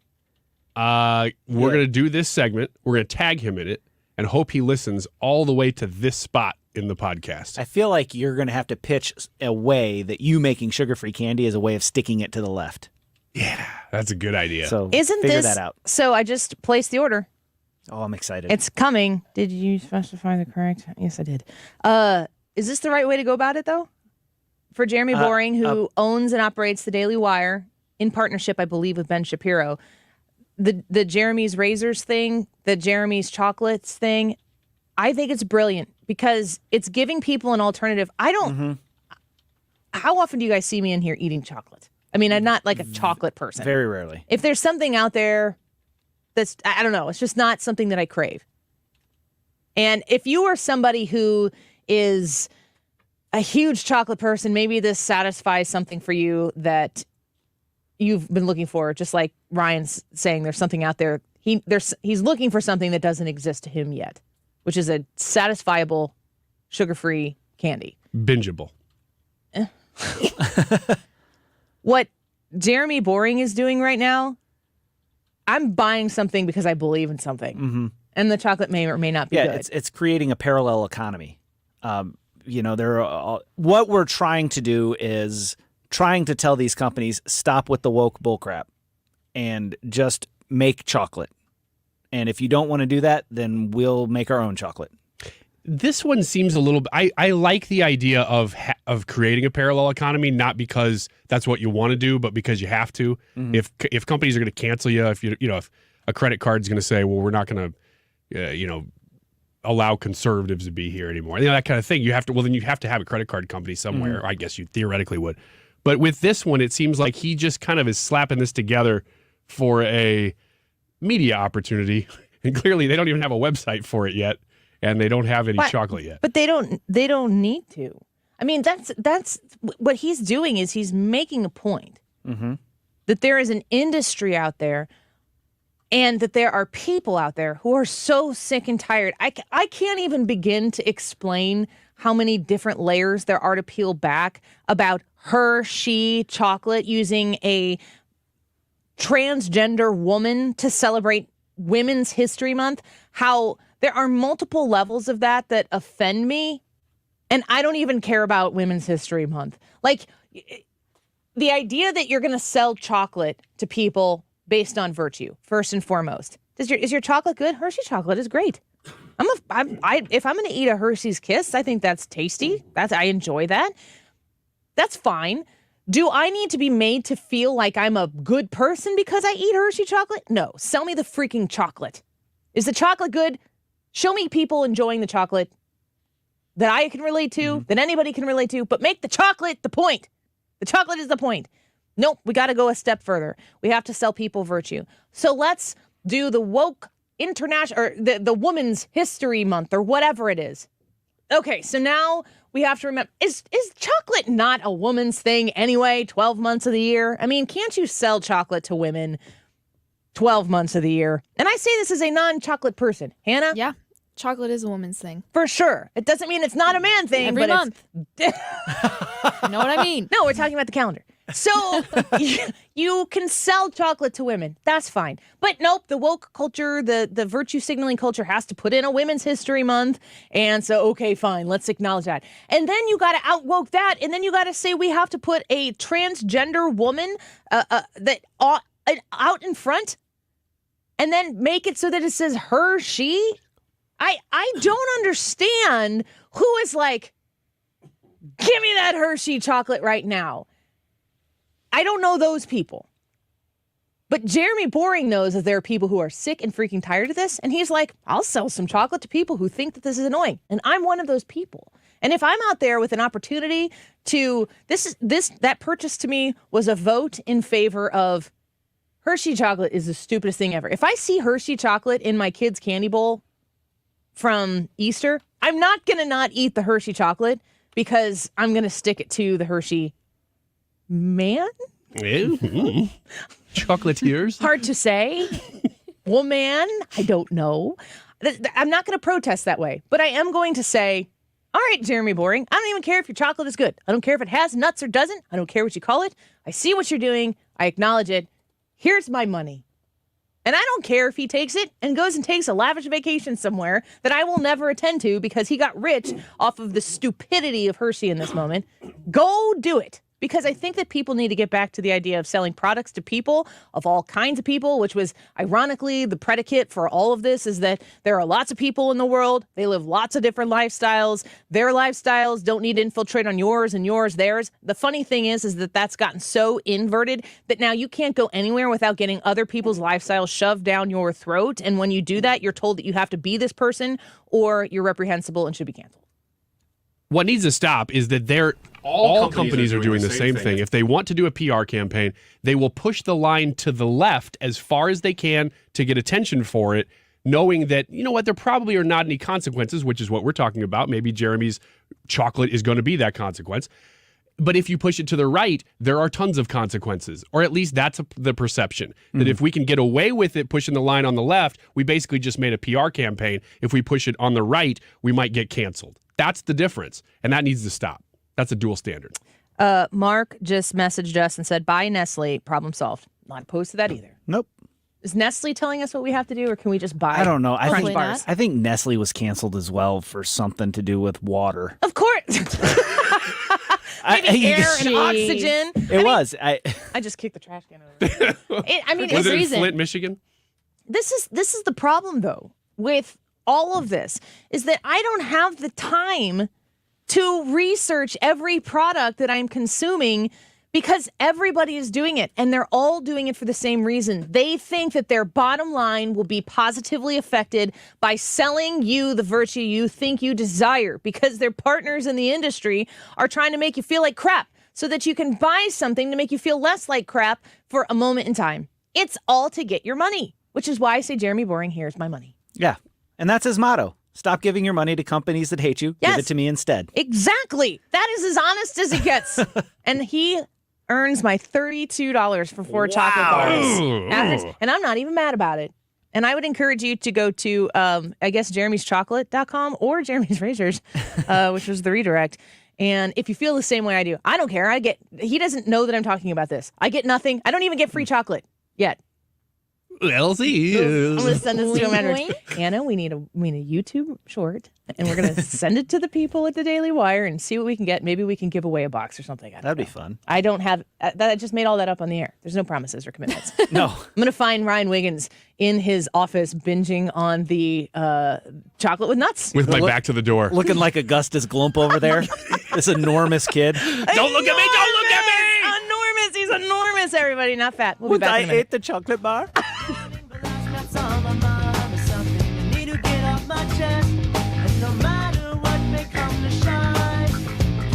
This is the Annie Frey Show. Interact with Annie on Facebook. The Annie Frey Show. Welcome back. On the rise, you may be charging more to your credit card, but be careful. That increased debt can cause your credit score to suffer. Don't get stuck with a low credit score and a mountain of high-interest credit card debt. Call Golden Oak Lending now. Refinance with our low rates to wipe out your high-interest credit card debt and put extra cash in your pocket. Call 314-567-GOLD. Golden Oak Landing cured my blues. NMLS 114937. I swear it's always the Air Comfort ads that we screw up here. Welcome back. Welcome back right now. That instead of all the things that I could have come on and said at the wrong time, welcome back was not true.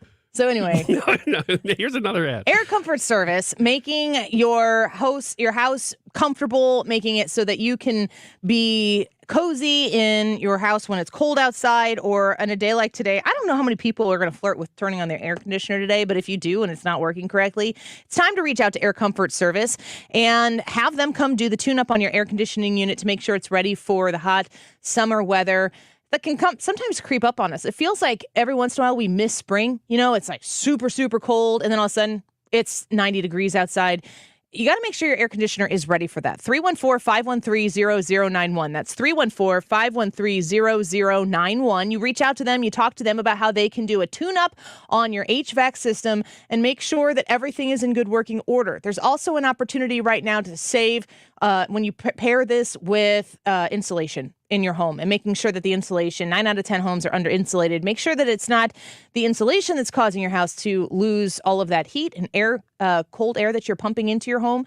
They can help you with the whole process. 314-513-0091, online at aircomfortservice.com. Spring is the perfect time for a refresh. And at Ashley, you'll find the pieces you love. Shop now with financing options for every budget. Get 60 months no interest with no down payment. Ashley's biggest event of the year is going on now. Shop hot deals starting at $199. Plus, shop Ashley Sleep Doorbuster mattresses. Your choice Comfort Queen mattress, now only $399.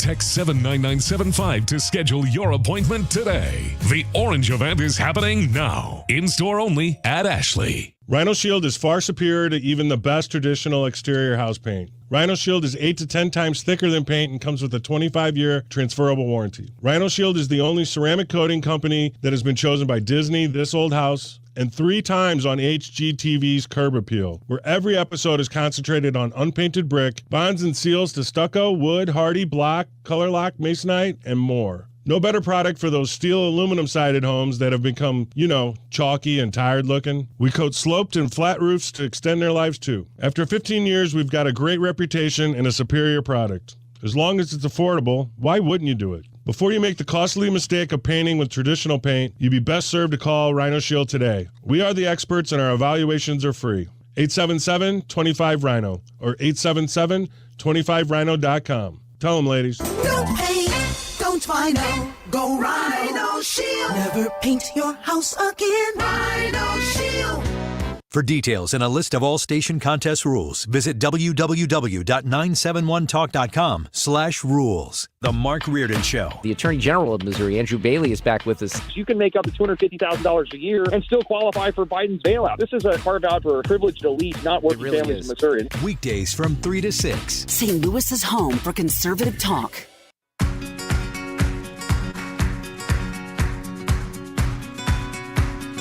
This is the Annie Frey Show. Follow Annie on Twitter @AnnieFryShow. We're gonna start right now. It starts right now. Okay, so we've been talking about Jeremy'sChocolates.com.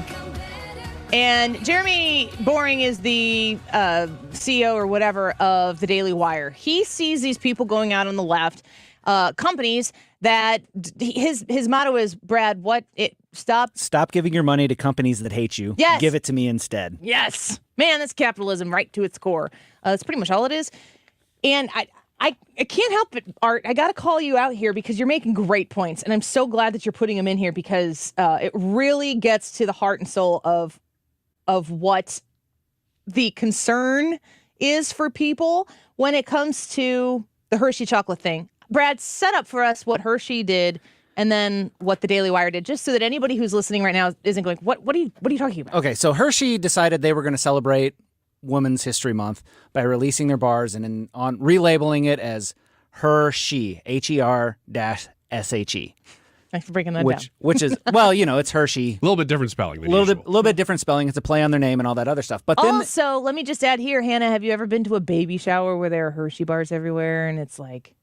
No. No? Okay. That's something that baby showers use to celebrate babies. Oh. What do they do for boys? Huh? What do they do for boys? Mr. Good Bar. Mr. Good Bar. Hey, that's good. I like that. Has nuts. Yes, it does. Indeed, it does. Many of them. So anyway. They then decided to do an ad campaign featuring a trans woman. Am I saying that right? A man transitioned to a woman. As their spokesperson for Women's History Month. And a lot of people got upset with that. So I'm just going to feature Art is a commenter on our YouTube live chat every day, all day. He dissents with us. He does so respectfully, as much as anybody else who dissents in this chat. He just thinks differently. But he makes some points here that I think are worthy of discussion.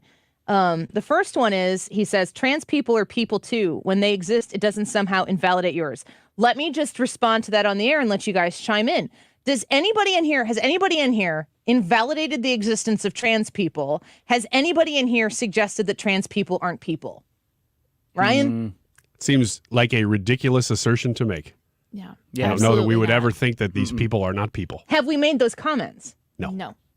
Because the reason why I want to put this out there is because this is a very common tactic of people who are on the left. If I say, and I walked us through this in the first segment, the whole idea of virtue signaling to sell a freaking bar of chocolate to women, I guess, because that's what you're probably doing, to go into the, hey, it's Women's History Month, check that virtue signaling box, and then to use a transgender woman to do it, that's like a check. There's like a ton of things that Hershey has decided to go in on to get people to buy chocolate.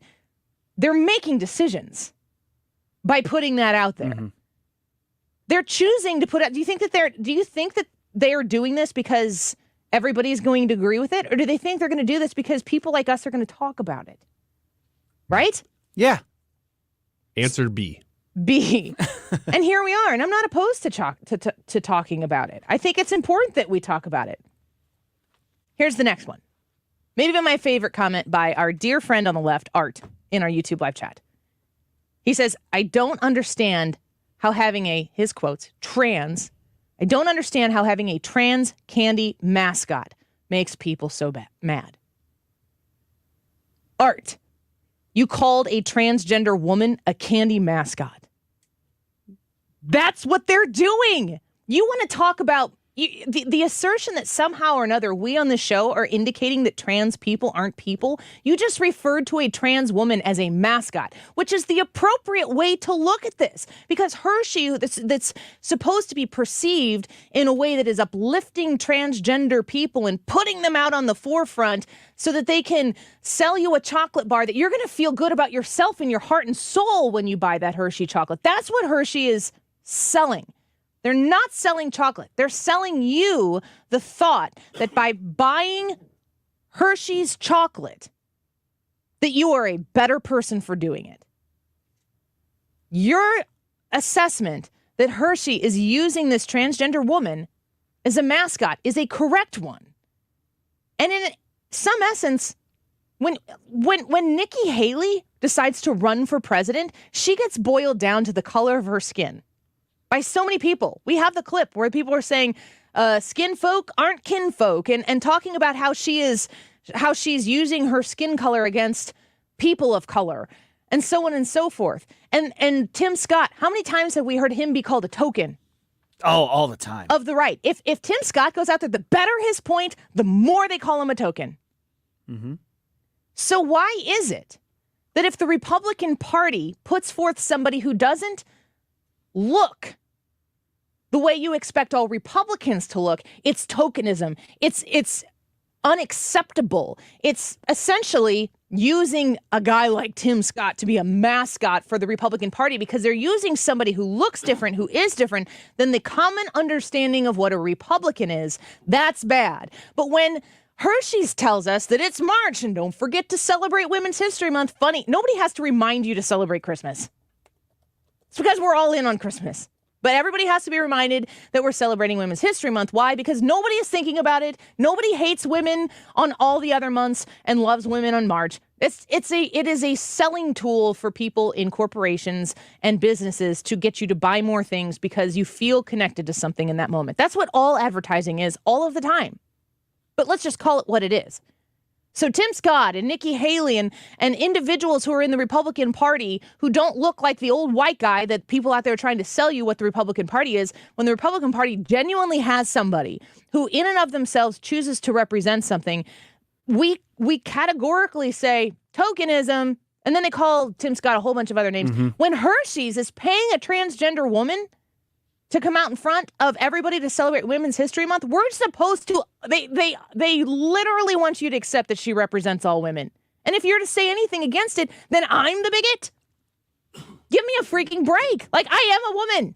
Mm-hmm. I can speak on this. Even if I disagree with you, I can speak on this as a woman. Your rules, not mine. I didn't make them. I don't even like them. But as a woman, shouldn't I be able to say whatever I want on this and be heard? You should be able to. And as a man, all I want to do is go into a gas station, buy a her/she bar, and say, well, I'm supporting women now. Yeah, check that box off too. Done. So he says, I don't understand how having a trans candy mascot makes people so mad. I'm not mad that they're doing it. I'm actually entertained at the idea that Jeremy Boring sees this as an opportunity to make some money for himself, and I'm supporting that. I'm not mad. I actually think that this whole thing is kind of hilarious. Mm-hmm.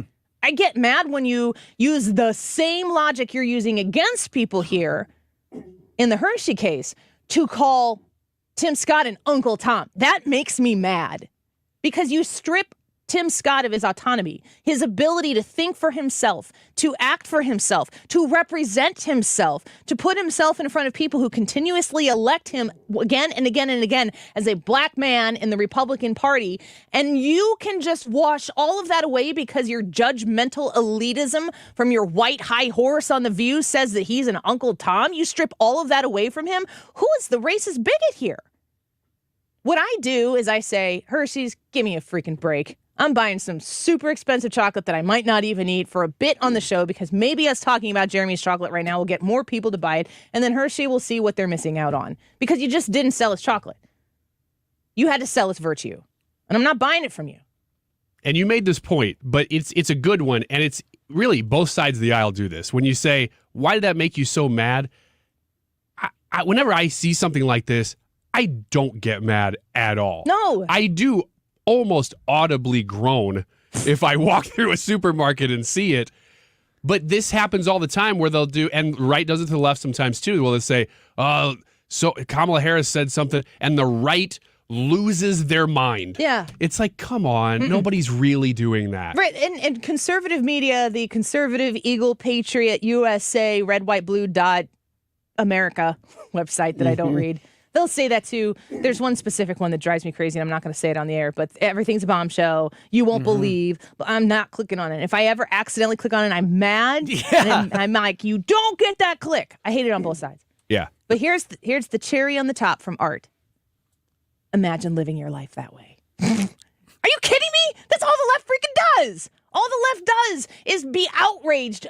Going back to, I don't understand how having a trans candy mascot makes people so mad. The left is only mad all the time. The activist left is only mad at everything that you do on a daily life, in your daily life, that they don't agree with. They're not the liberals of your parents' and grandparents' day. They're not the ones who say, leave me alone. Let me live my life. I don't want the government to infiltrate on every breath I breathe or what I do in my bedroom. That was what the Democratic Party used to be before. But now what they are is they want to know every single thing you do. They want to control how you breathe with a mask. They want to control what goes on in your bedroom, and they want to make sure that they know what goes on in your mind. And if you think a thought that they're not approving of, they're going to do something about it. They're going to make sure that you feel like the trash that they believe you to be around every single corner that you walk. Imagine living your life that way. I can't, because I ain't mad. I'm laughing at this because the hypocrisy is real.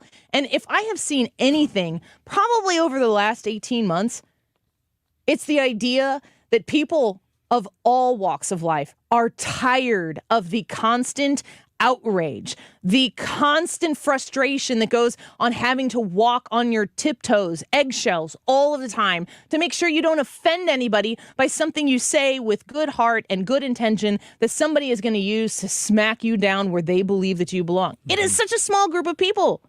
There is such a small collective group of people who have such a loud, prominent voice. And I think that the curtain is coming back on the wizard who's making all of the machines work and making the smoke and making the noises and the big booming voice is really a feeble man, probably white woman, I don't know, behind a curtain, telling everybody how to live their life, making everybody live in fear all the time so that they can consolidate power in the mirage that they exist in a much larger capacity than they really do. Imagine living your life that way. I can't. As I started this show, the things that matter in my life, that's my role as a mother, my role as a wife, my role as a Christian, my role as a friend, as a daughter. These are the things that matter. Does the transgender woman celebrating Women's History Month to sell chocolates affect my daily life? No, it doesn't for a minute. So much so that I can use it as fodder to talk about on the show, buy some chocolates, overpriced probably chocolates, and he probably knows that. Mm-hmm. He knows what he's doing, and I think it's hilarious. I am not going to allow these types of things to ruin my day whatsoever. In fact, I've had 30 minutes of great fun talking about it. Without eating a bite, I might add. We haven't eaten any chocolate in this whole hour, and that is full disappointing. Endorsement, because I'm not endorsing the chocolate. I'm endorsing the idea. Mm-hmm. And I'm happy to do that. I just don't. I'm using art as an example here. I'm 20 minutes behind in the comments, so I don't know what you said since then. But I don't want you, because everybody experiences this. Imagine living your life this way. Why are you so mad? Over and over and over again. They're always trying to put you in a place where all of a sudden you're defending against all of these things in a way that gives them the floor. Just don't do it. Right. And it's like the other side of that is too, they constantly are beating at you, poking at you, calling you names, calling you racist, calling you a white nationalist, calling you this, calling you that. And then you're like, I'm not. And they're like, why are you so mad, bro? Yeah. That's it's so disingenuous. It is. And it's everywhere on the internet, but it's pretty much nowhere in the real world. Which is good. It's fantastic. And here is an incredibly upbeat song to get you motivated to go into your sunshine-filled warm day in St. Louis and smile at somebody. See if they smile back. Don't even ask them what their political affiliation is before you do it. We'll be right back.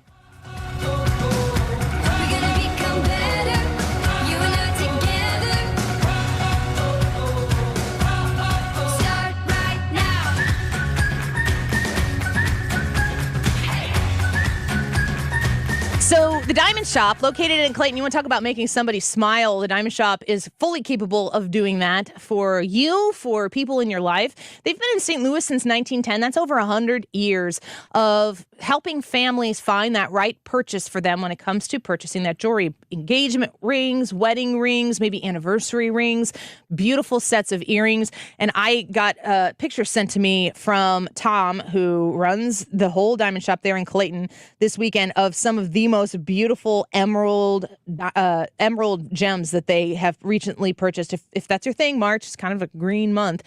Go see the beautiful pieces that they have at the Diamond Shop. You can become a VIP online by going to thediamondshop.net. That's thediamondshop.net, and get access to exclusive savings and opportunities. They have special financing as well. 6 months, same as cash. Walk into the Diamond Shop. Tell them what you're looking for. Even if you're just browsing, you can let them know that. If you're a little closer to a purchase, they can give you you can give them a budget, and they're going to work within that and respect it and earn you as a customer that comes back again and again. It's all online at thediamondshop.net.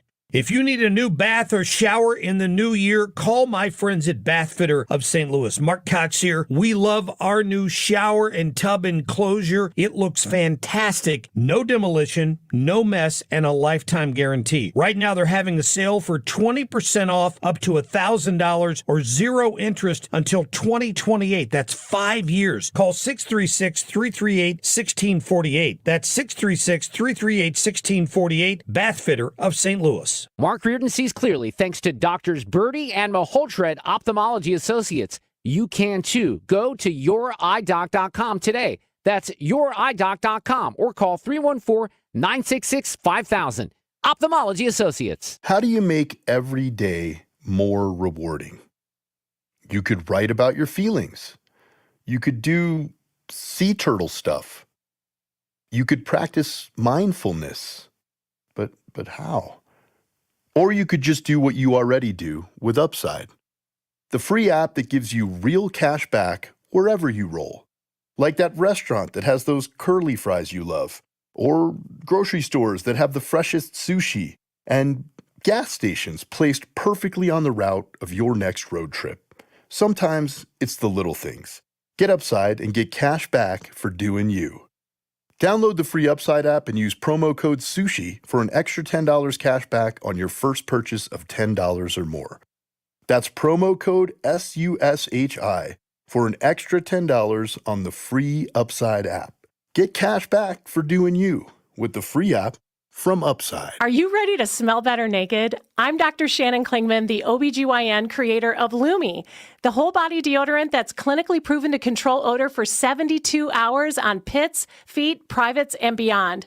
It's pH optimized to safely and effectively control odor anywhere you have it, but wish you didn't. Plus, it's proven to work better than a shower with soap alone. Whether you shower twice a day or 3 times a week, Lumi works better. And did we mention it's aluminum free? With over 200,000 5-star reviews, I'm so sure you're going to love it, or you can return it for free. There's a special offer for listeners. Use code 901 and get an extra $5 off a Lumi starter pack that comes with a solid stick, cream tube, free product of your choice, and ships free with code 901. LUME deodorant.com, code 901 for an extra $5 off a Lumi starter pack. Love it or return it for free. That's LUME deodorant.com, code 901. You're listening to the Annie Frey Show live from the Air Comfort Service Heating, Cooling, and Insulation Studio. Air Comfort Service is proud to support Greater St. Louis Honor Flight. Sign your veteran up for the Honor Flight today at gsLhonorflight.org. And for heating services, visit aircomfortservice.com. Celebrating 22 years as St. Louis's home for conservative talk. 97.1 FM Talk. Thanks for being a part of it.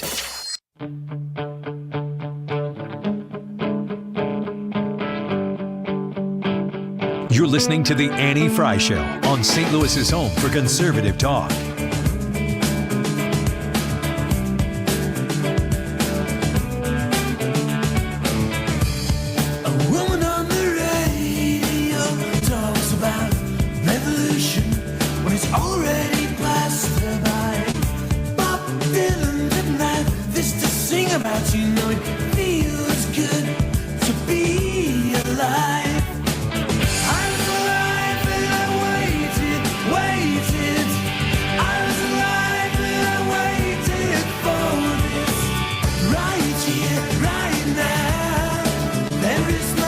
Welcome back to the Annie Frey Show. Thanks for being here with us this afternoon. Beautiful day outside. Take us with you wherever you go on the Odyssey app, AUDACY.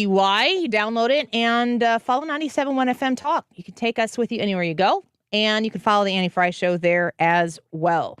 Gosh, I think I want to save Chris. Well, we could talk about it right now. Here's a little bit of Chris Rock's Netflix special. Listen to this. And we all been cheated on. Everybody in here have been cheated on. None of us have ever been interviewed by the person that cheated on us on television. None of us. That is part of Chris Rock's response to Will Smith. Are the Oscars next week? Next Sunday? I think it may be a little bit further than that, but I also am thinking about a week ago, so it may have caught up with that. Let me look. You think it's the 95th Academy Awards are March 12th? So next week. So we've caught up. So it's interesting to me that Netflix is doing their very first ever live special the week before the Academy Awards. Like, who is all in on funding this, on supporting Chris Rock to come out and speak on this issue right now, the week before the anniversary of capital T, the capital S slap? Well, Chris Rock did this stand-up. How long was the show? Did anybody here watch it full through? I don't have Netflix. Not full I didn't even through. know it was live. Yes, I watched the first 20 minutes of it. First 20 minutes of it? Here's the second. She hurt him way more than he hurt me, okay? Okay? So Chris Rock is essentially breaking down what took place. I think that the whole set was about the Will Smith slap at the Oscars last year. And I don't know, the clips that I've heard are they go way more in on Jada, his wife, than they really do on Will. And essentially, it seems to me like you can boil the whole premise down into Chris Rock saying, I was a bystander that got caught up in Will Smith's emasculation by Jada. And that Jada is the villain. Will Smith is kind of the victim here that everybody could see and Will Smith could see, and he didn't know what to do about it, so he took it out on Chris Rock in a moment in front of the world.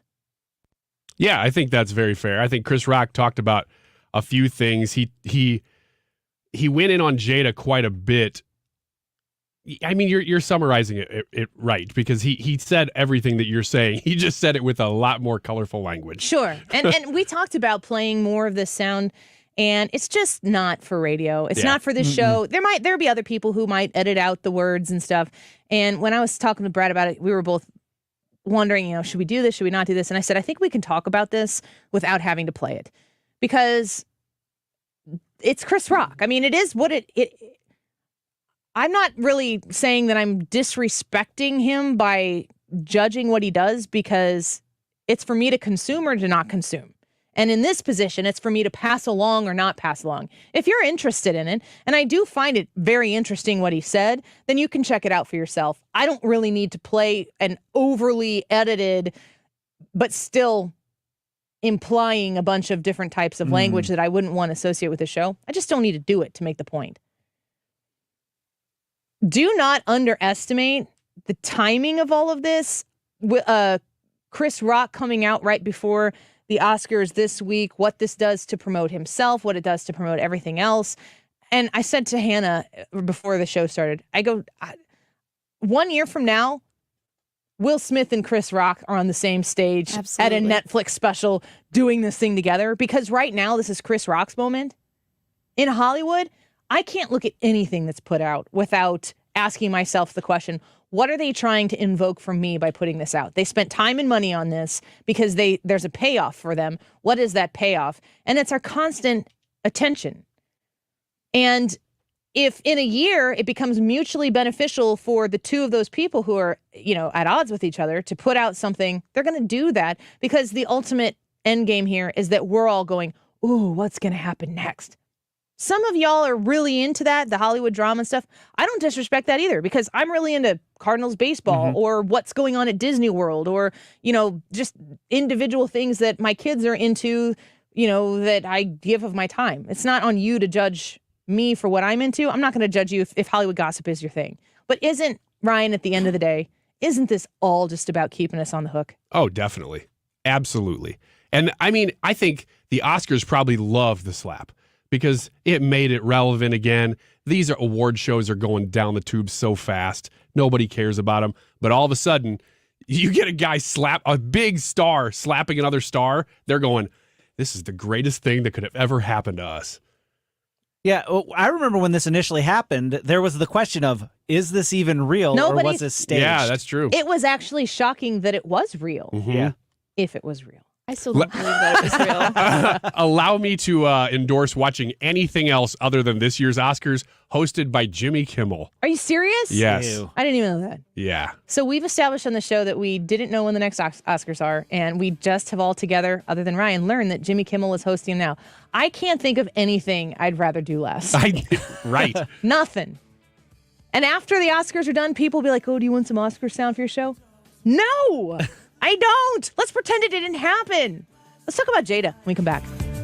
If you own a small business, you know the value of time. GetRefunds.com does too. That's why they've made it easy, no matter how busy you are, to apply for the Employee Retention Credit or ERC. Go to Refunds.com to get started and in less than 8 minutes, see if your business qualifies for ERC assistance. Your business may be eligible for a payroll tax refund of up to $26,000 per employee kept on payroll during COVID-19. GetRefunds.com has already helped clients claim over $3 billion in payroll tax refunds through the ERC, and they may be able to help your business too. There's no upfront charge either. They don't get paid until your business gets its refund. Many businesses believe they won't qualify based on incomplete or outdated information. So don't let this opportunity pass you by, because this payroll tax refund is only available for a limited time. Go to GetRefunds.com. That's GetRefunds.com.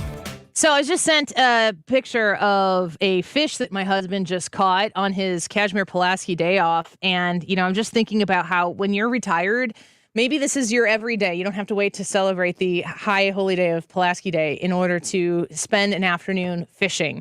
Maybe it's golfing. Maybe it's traveling. Maybe it's just staying home and following your grandkids around wherever they might be. Retirement is around the corner for you. If you're 55 or older, which is a little bit older than my husband and I are, if you're 55 or older, you've got to be thinking about all of the effort that you've put into saving for retirement to making sure that you're there ready to preserve what you've saved.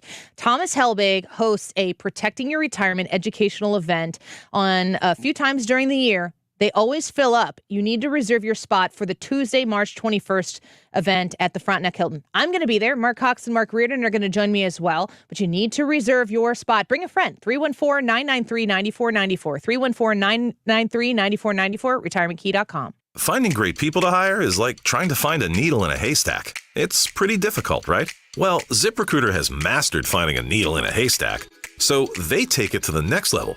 They make hiring so simple that it's like finding a needle in a needle stack. And that's why you should try ZipRecruiter for free at ZipRecruiter.com/radio. Here's what it's like to use ZipRecruiter.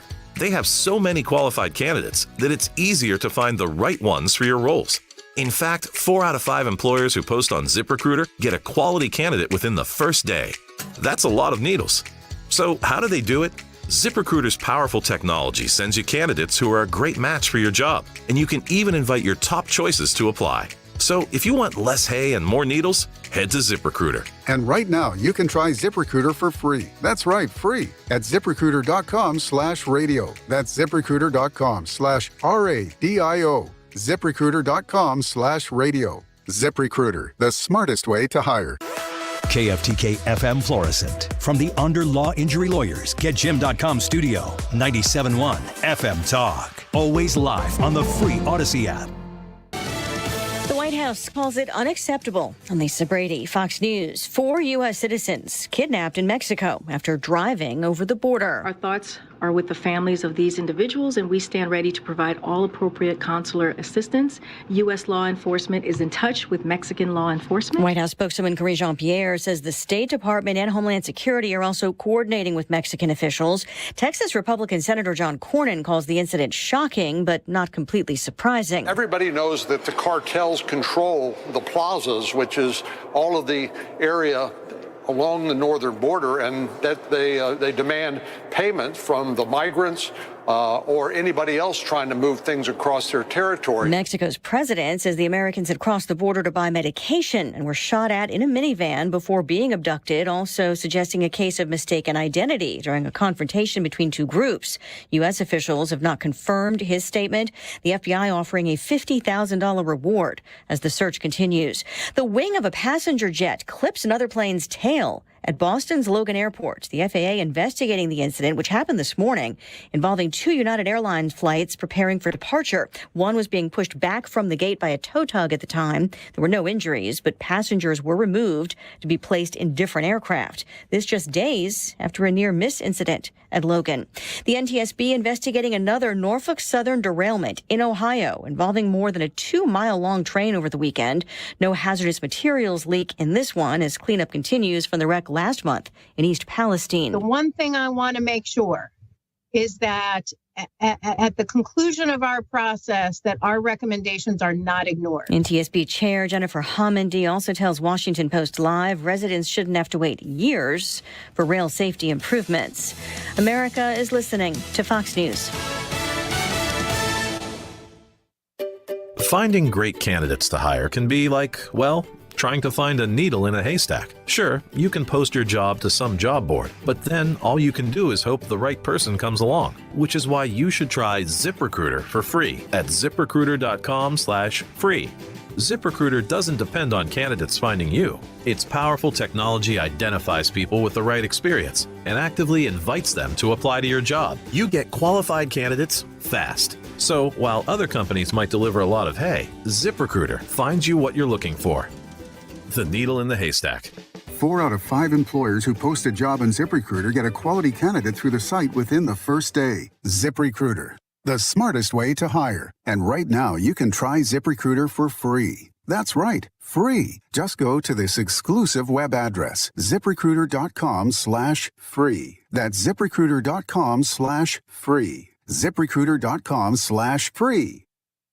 Air Comfort Service, heating, cooling, and insulation, weather. Thanks to a cold front coming through this afternoon, our temperatures will start to slowly drop now after a real spring-like feel out there. Some high clouds around. Tonight, partly cloudy skies. It's colder, 38. Tuesday, little sun in the morning, but clouds take over. 52 on Tuesday. A batch of rain late Tuesday night into Wednesday morning. Another batch Thursday afternoon and Thursday night. This is 97.1 FM Talk. Chief Meteorologist Dave Murray.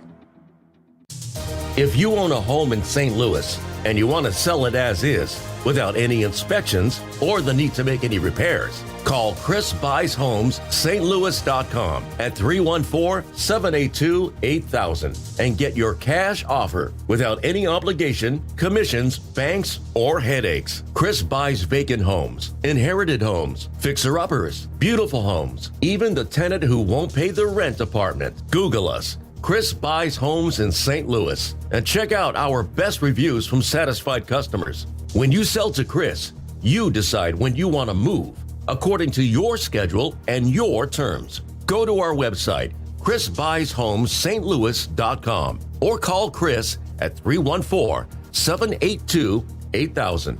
That's 314-782-8000, and get the offer you've been waiting for. 314-782-8000. There are over 10,000 reasons why steel is not sold at Lowe's or the Home Depot. Find tools for the job site or your own backyard at over 10,000 authorized local steel dealers. Find yours at steelusa.com. Join us at Odyssey as we all do our one thing, together millions of things for our planet. For spring cleaning, make your own cleaning products from baking soda and vinegar. When we each share our one thing, it becomes a million things for our planet. What's your one thing? Big ideas, real debate, solid entertainment. You found it here. St. Louis's home for conservative talk. 97.1 FM Talk. That is exactly what I needed to hear. Thank God someone here knows what you're talking about. That's us. That's right. Gotta love this American ride. All right, you need to take the time and get the full picture.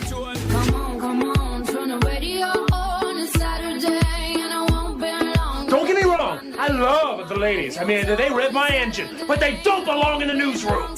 It is Anchor Man, not Anchor Lady. What do you want from me? I'm not America's sweetheart. Goodness sake, kid. Keep your voice down. Your father's listening to the radio. I'm not America's sweetheart. This is the Annie Frey Show. Welcome back to the Annie Frey Show. We appreciate you being with us on a Monday afternoon. It's 2:06, which means your Monday's almost over. Congratulations for that. Did you guys have a good weekend? We went to see Jamie Lissow on Thursday night. Oh, that was a blast. That was the beginning of a good weekend. We were here Friday, but it was it felt like it felt like that was the beginning of the weekend, even for us. Did you, Ryan? You said that you had never just gone and attended, just showed up and attended a comedy show. What was you were nervous about it? It had been since I was in my teens. There was not a closer to the front and center seat than yours. I had trouble keeping my feet off the stage. That's how close. Did it hurt we your were. neck? Because I mean, Yeah. it was like you were there. Yeah, I was looking straight up. Plus, I'm such a little guy. Tiny. That I was like, oh wow, look at Jamie Lissow. If you guys haven't seen a picture of Ryan looking at the stage, check out our Instagram at the Annie Frey Show. It is something. Lissow retweeted it. Yeah, he did. Oh, he did. Yeah, he did. He said Wiggins looks like he likes the funny bone man character more than my show. He told us after the show that because Brad and I went to the set last time. Mm-hmm. You hadn't been before, but No. He said that he saw that tweet because I sent it out on my Twitter account before the show started. He said he saw it backstage and he was like, I got to remember what all the jokes were that I did here in September. And he was trying to go through and make sure. He did a great job. I mean, it was. What did you think, Ryan? What did he say? Did he call his agent or somebody and say, walk me through what I did last year in St. Louis so I don't do any of it again or something like that? We talked about a little bit of it too in the studio when he was in with us on Thursday during the day. And it's just funny. It's really neat to watch somebody, just from a professional standpoint, watch somebody who's really good at their craft. You know, he's a stage guy. Obviously, he's a writer too, but he's very, very good at what he does. And being able to, I think what I was most impressed with was not just the jokes, because there were some great ones. I told Brad Brad drove me, it was starting to rain, so Brad drove me to my car, and there was one in particular that I just lost it. And Hannah was laughing at me because I was losing it so bad. Yeah, that was a great joke. Yeah, I can't retell it because it's so dirty. Funnier for the boys, but Ryan's reaction made me laugh just as hard. Annie, I think you were crying laughing sitting next to me. I'll have to tell you later what it was. You're talking about something I don't know, right? Well, Ryan was talking about what his craft is like, and each comedian has a different style. And like one of the things Jamie Lissow does is he slides in a joke in the transition to a new joke. Yes. And those little jokes there, if you catch them, are brilliant. You can't take a minute off. No, and that's what he does, and you can tell that he's doing written material that he's done before, but he's got so much of it, because a lot of these comedians, they'll have a 60-minute set, And it is beat by beat. They know exactly how it's going to go, and they move with the audience a little bit, and that's about it. But then you got guys like Jamie Lissow, who they have so much material, they could probably do 20 different sets of 60 minutes and never repeat the material, and they jump back and forth between it. And you can see that's what he was doing, and that is not easy to do. That means you're almost doing written improv because you're jumping back and forth so much. It was really impressive. He also works with the audience, too. So Yeah. it depends on who's in the audience, and you can tell there's he's thinking on his toes, and it was good. If you haven't been to the Funny Bone yet, we're going to continue to feature these guests. We have a great relationship with, essentially, it's the comedians of the Gutfeld Show. Yeah. And they reach out to us, and we love promoting them because we believe in it. It's not something, I don't get paid to have Jamie Lissow in here. We have him in here because we want to have him in here, among Joe Mackey and Joe DeVito. And is someone in Friday? Not this Friday. Tom Shalhoub is coming in soon. Yeah, he's the next one that I have locked in. Yeah, so we're going to continue to do that, and if we ever know ahead of time that we're going to go to the shows, we will let you know and hopefully be able to hang out, because that was fun. We got to meet a lot of people. You probably talked about that on Friday. We did, but you just reminded me of one of the best jokes because it was so natural. He was telling a bit about a doctor, and he just said, is there a doctor in the house? And I guess this is something he does at multiple shows. And then if there isn't, then he goes on. If there is, he has the person stand up. Well, at our show, there was a doctor, and he said, what kind of doctor are you? Oh, yeah. There's no way for him to plan this. That's why it was so funny. So the guy stands up, and he goes, internal medicine. He goes, oh, that's my favorite kind. I won't even pay for external medicine anymore. And he just went in on how great it is that you do medicine that's on the inside of the body instead of just shooting it outside the body. Yeah, it was fun. And we had a really great time. And hopefully next time that we're able to go out there, we'll be sure to give you the heads up, and hopefully you can come out and see it as well. But the Streets of St. Charles, Funny Bone, fantastic. We were talking about Chris Rock a little bit in the last hour at about 1:50, and Chris Rock was out with his special and is reacting to the being slapped. He had said at the time, because everybody wanted an interview with him. Like, that first interview with Chris Rock was going to be a really, really big interview. And he went on a comedy tour, and I think that he talked about it in his set with other people when he was with other people. But he never did like the big sit-down interview because he knew he had something in the palm of his hand of great value. It is amazing to me that it is still of great value a year later. That's really saying something. He did the first live streamed Netflix show in the history of Netflix, and where he reacts to this. And I guess you can still see it on Netflix, right? I assume so. That's the point. I don't know. Yeah, you can go back and watch it. But the overarching message of his stand-up, granted it was comedy, was still, and there's always an enormous element of truth in the things that are part of comedy shows, because that's what makes them funny, is they're super relatable stories or anecdotes or whatever. One of the points that he makes is he talks about how Will Smith was living a life where he was being cheated on. Chris Rock says it was with one of their son's friends. I did not know that detail. Now I do. So Will Smith's wife was having an affair with one of Will and Jada's son's friends. And Will knew about it.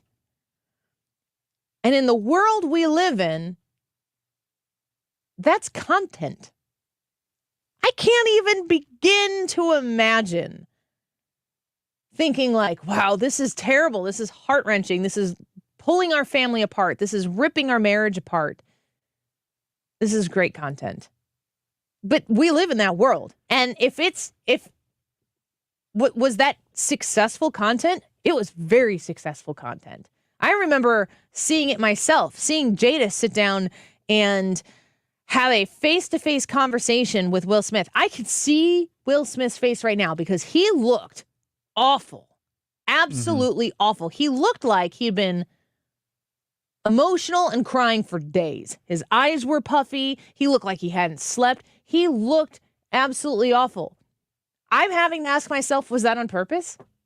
Did he make himself look like that? Does an actor understand playing the role of a husband? Because Will Smith cheated on her too. I don't know if it was in reaction to or whatever. I don't understand that life. I don't understand that existence.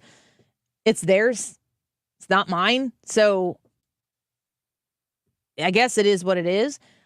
But to sit down and have those two people talking to each other, Jada looking at her husband and him being pretty forward about how awful it was that she was doing what she was doing, and her calling it an entanglement as opposed to an affair and a potentially marriage-wrecking affair, and really putting this idea of this open marriage thing out in the forefront as content for people to react to. That doesn't exist if there aren't people who are tuning into it. I tuned into it. I'm calling myself out first and foremost. I remember watching it and consuming it and going, what is this? In a completely voyeuristic kind of way. Are we wrong to consume it? Should we not be? I mean, we're talking about it here. We're talking in the second hour of the show about Hershey's and Jeremy Boring of the Daily Wire and trans woman advocates for Women's History Months for the obvious conclusion of selling Hershey chocolate. Lots to unpack there. If there's no market for this kind of content, does that solve the problem? And is that ever going to get put back in the box? I can't imagine really putting this on the audience, because it to me is the same as a train wreck, East Palestine, Ohio aside. If you see something that's that egregious, it's like rubbernecking when you pass an accident. I try not to look just so I can keep traffic moving. So I guess that is to your point a little bit.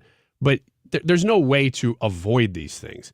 And that's kind of the point. But that's what they're trying to do, is make something that is unavoidable because it makes you relevant. They sell advertisements. Yes. They're making money off of it.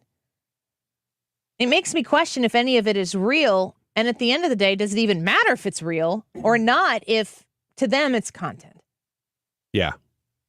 But this doesn't, I think the reason this was so enamoring is because it didn't seem like they were, I mean, obviously they're making it into a podcast for something to sell. So they're going to be getting attention out of that. But it did seem like this is actually the way that they're living. I don't think they're making things up. It does seem real. So it's almost like you got to watch it through two layers. One is the first layer of, well, what are they trying to accomplish with making this public? And then the second is, what are the things they're actually talking about here? And why do I need to know them? And how do I respond to those things? Brad, what is our role in this? Even us on the right side of the aisle, politically right side of the aisle, consuming it, reacting to it, judging it. Anybody who puts content out, movies, TV shows, music, art, anything, you are putting it out to be judged. You hope that the judging comes back in favor. A comedy show. You do not get to put something out like this if you're Will and Jada Smith and say, who are you to judge my lifestyle? The only thing you want is judgment, because if people are judging it, then they've paid attention to it. Yeah. What's our role? Well, I guess, it's like that with everything. Everybody's like, well, the news is so negative. But the old saying goes, if it bleeds, it leads. It's what we want. It's what people look for. The unfortunate side of it is, and I don't think people want to admit this about themselves, is we like looking at other people's disasters. We love that. Now, I don't understand the mindset that says, hey, our marriage is on the rocks. Let's have this conversation in front of everybody so we can make money off of it. I don't understand that. But they knew whenever they made that decision, if that's how it went, that it would sell, that people would consume it. They knew they had something that people wanted. And so they were willing to, real, fake, whatever it was, put themselves out there for money. Mm-hmm. I mean, at the end of the day, that's what it was, right? Money and clout. Well, do Will and Jada Smith need money? Probably, I would assume not. But if, they are making money off of it, but the way they make their money is by staying relevant. So if you're doing something for relevance, it is because the money follows the relevancy. Do you ever check yourself as you click on that stuff, though? It's really hard in our business, so I don't want to leave that out of the conversation. We almost have to know what's going on all the time, so you kind of have to click on the stuff. But I find myself, when I see it, there's a real part of me, especially with the Hollywood gossipy kind of stuff, going, man, I don't necessarily want to know what kind of new deviance you've found.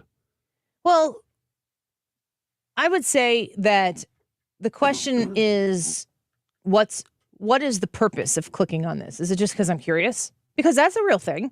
Yeah. And in your spare time, as I was saying before, we all have our own curiosities, and they don't have to be an exercise in deviancy. Brad, you play video games? You might click on an article that's about a video game that you like to play. I wouldn't have any interest in it whatsoever, but your interest in that. Yeah. I mean, like to Ryan's point here, it's like he says he feels bad when he clicks on it. I don't know that, like with the Hollywood gossip stuff, it doesn't interest me past the point of if I see a clip of it, I'm not interested in it enough to go back to the original podcast episode or whatever of it. But now, I don't know.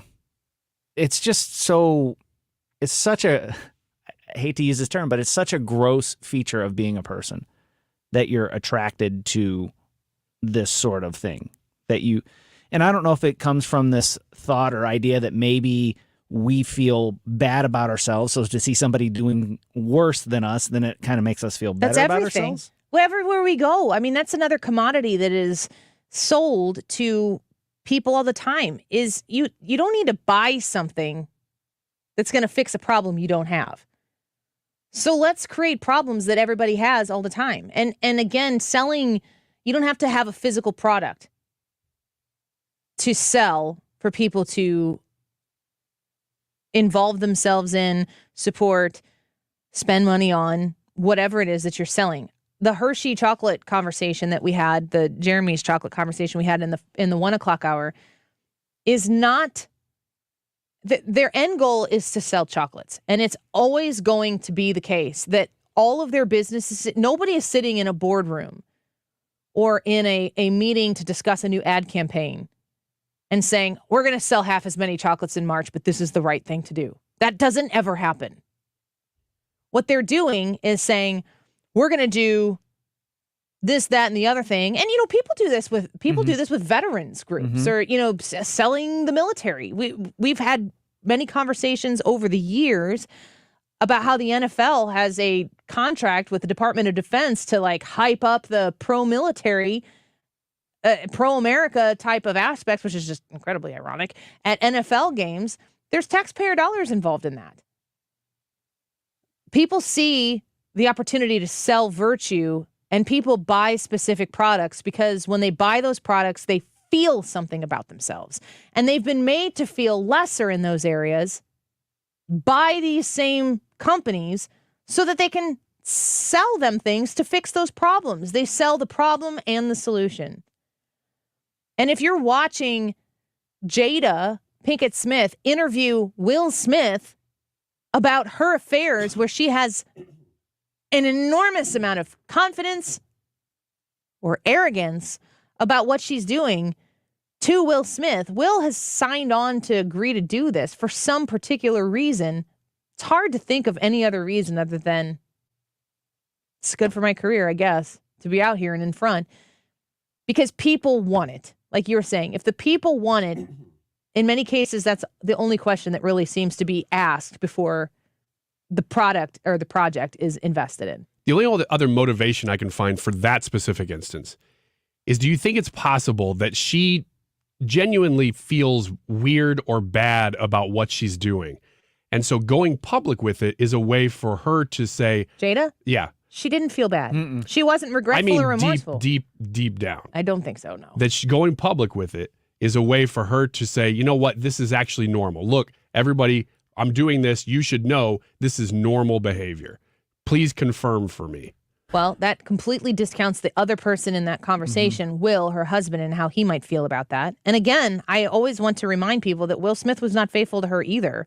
I don't know who did it first or whatever, but the idea that it would be, that's almost even worse because that's her trying to justify herself for herself at the expense doubly of the person who she hurt, the real person whose thought and opinion on the issue matters. Yeah. No, I'm not saying it's better. I'm just thinking, could that also be a motivation for her doing that other than just the relevancy, getting the clicks, that kind of stuff? Yeah. I think it would actually be more likely that is an abusive relationship and that she forced Will to be on that show and he didn't want to be. then he should have said no. That's my thoughts on it. But let's take a quick break. A little more Annie Frey show around the corner. Mark Reardon's going to be up at 3 o'clock. We invite you to join us on the YouTube today and vote in our live chat poll. You go to the YouTube channel, the Annie Frey, F-R-E-Y, YouTube channel, and we're streaming live every day there. In the live chat portion, you don't have to comment or chat in there if you don't want to, but you certainly can. There's a poll. It says, will Trump be the 2024 Republican nominee? Yes or no? Let's get our responses to that question here on the show when we come back. Maybe Hannah can highlight a comment or two before she gets us the results at 2:45. And let us know about Trump and the 2024 Republican nominee coming off a CPAC. We'll see what you think and what we think when we come back.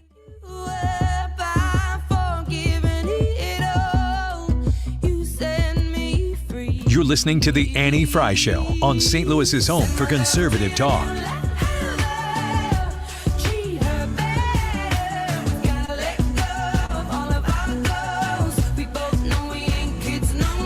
Hey guys, I'm David Spade. Applause. I'm Dana Carvey. Are we the host of something? Oh, Fly on the Wall. Mm-hmm. No, Dana, and I would never say this, one of Apple, Spotify, and Amazon's top podcasts of 2022. I'm just reading that. I would never say that. We both got our break on a little thing called Saturday Night Live. Each week we sit down with friends of the show and share stories and BS about the good old days of SNL. You can find Fly on the Wall, a presentation of Cadence 13, on the Odyssey app or wherever you get your podcast. Mark Cox here. Join me, Annie Frey, and Mark Reardon, along with Thomas Helbig and Bob Kershaw of the Retirement Advisory Group for the next Protecting Your Retirement educational event. It's Tuesday, March 21st at the Frontenac Hilton at 6:30. Seats are limited, so go online to retirementkey.com. Here's Thomas with more. Are you nearing retirement or already retired and sick of losing so much money in your retirement accounts? Did you know if you're 59 and a half or older, you can roll over your 401k tax-free and protect your nest egg from any more losses and still generate more income than most investment options?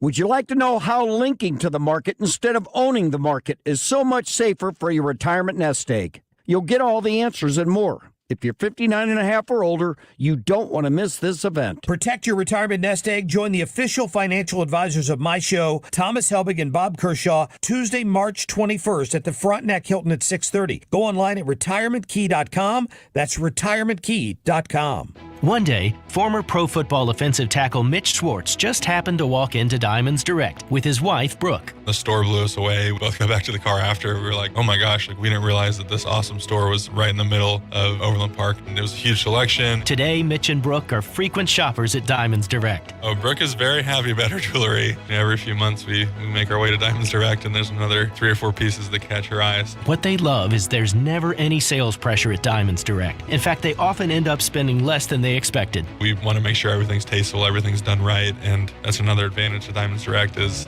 they're not just going to sell you the largest thing, the most expensive thing that you'll buy. They'll find what fits your finger the best. Are you shopping for that engagement ring or that romantic piece of jewelry for the one you love? Wander into Diamonds Direct, like Mitch did, and you'll be blown away as well. Diamonds Direct is great, and it's just a great place to shop. Diamonds Direct, your love, our passion. Get directions, store hours, and more at diamondsdirect.com. This Friday, we'll be in Eureka for a Mark Reardon Show Fish Fry Friday. Join us for great food and a live broadcast at Most Sacred Heart Catholic Church. Fish Fry Fridays continue this week from 3 to 6 in Eureka on St. Louis's home for conservative talk.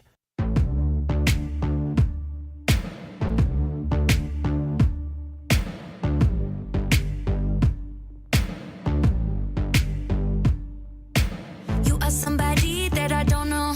But you're taking shots at me like The Annie Frey Show is streaming online. Watch us live on YouTube and subscribe. Say it in the street, that's a knockout. But you say it in a tweet, that's a cop-out. And I'm just like, hey, are you okay? And I ain't trying to mess with your self-expression, but I've learned a lesson that stressing and obsessing about somebody else is no fun. And snakes and stones never broke my bones, so. Welcome back to the Annie Frey Show. We're glad that you're here. So I was in Chicago over the weekend. I'm going to be honest, I wasn't paying attention to anything. And Hannah, you said there's a couple people asking questions on the live chat right now. Yes, people are asking live chats about John Fetterman.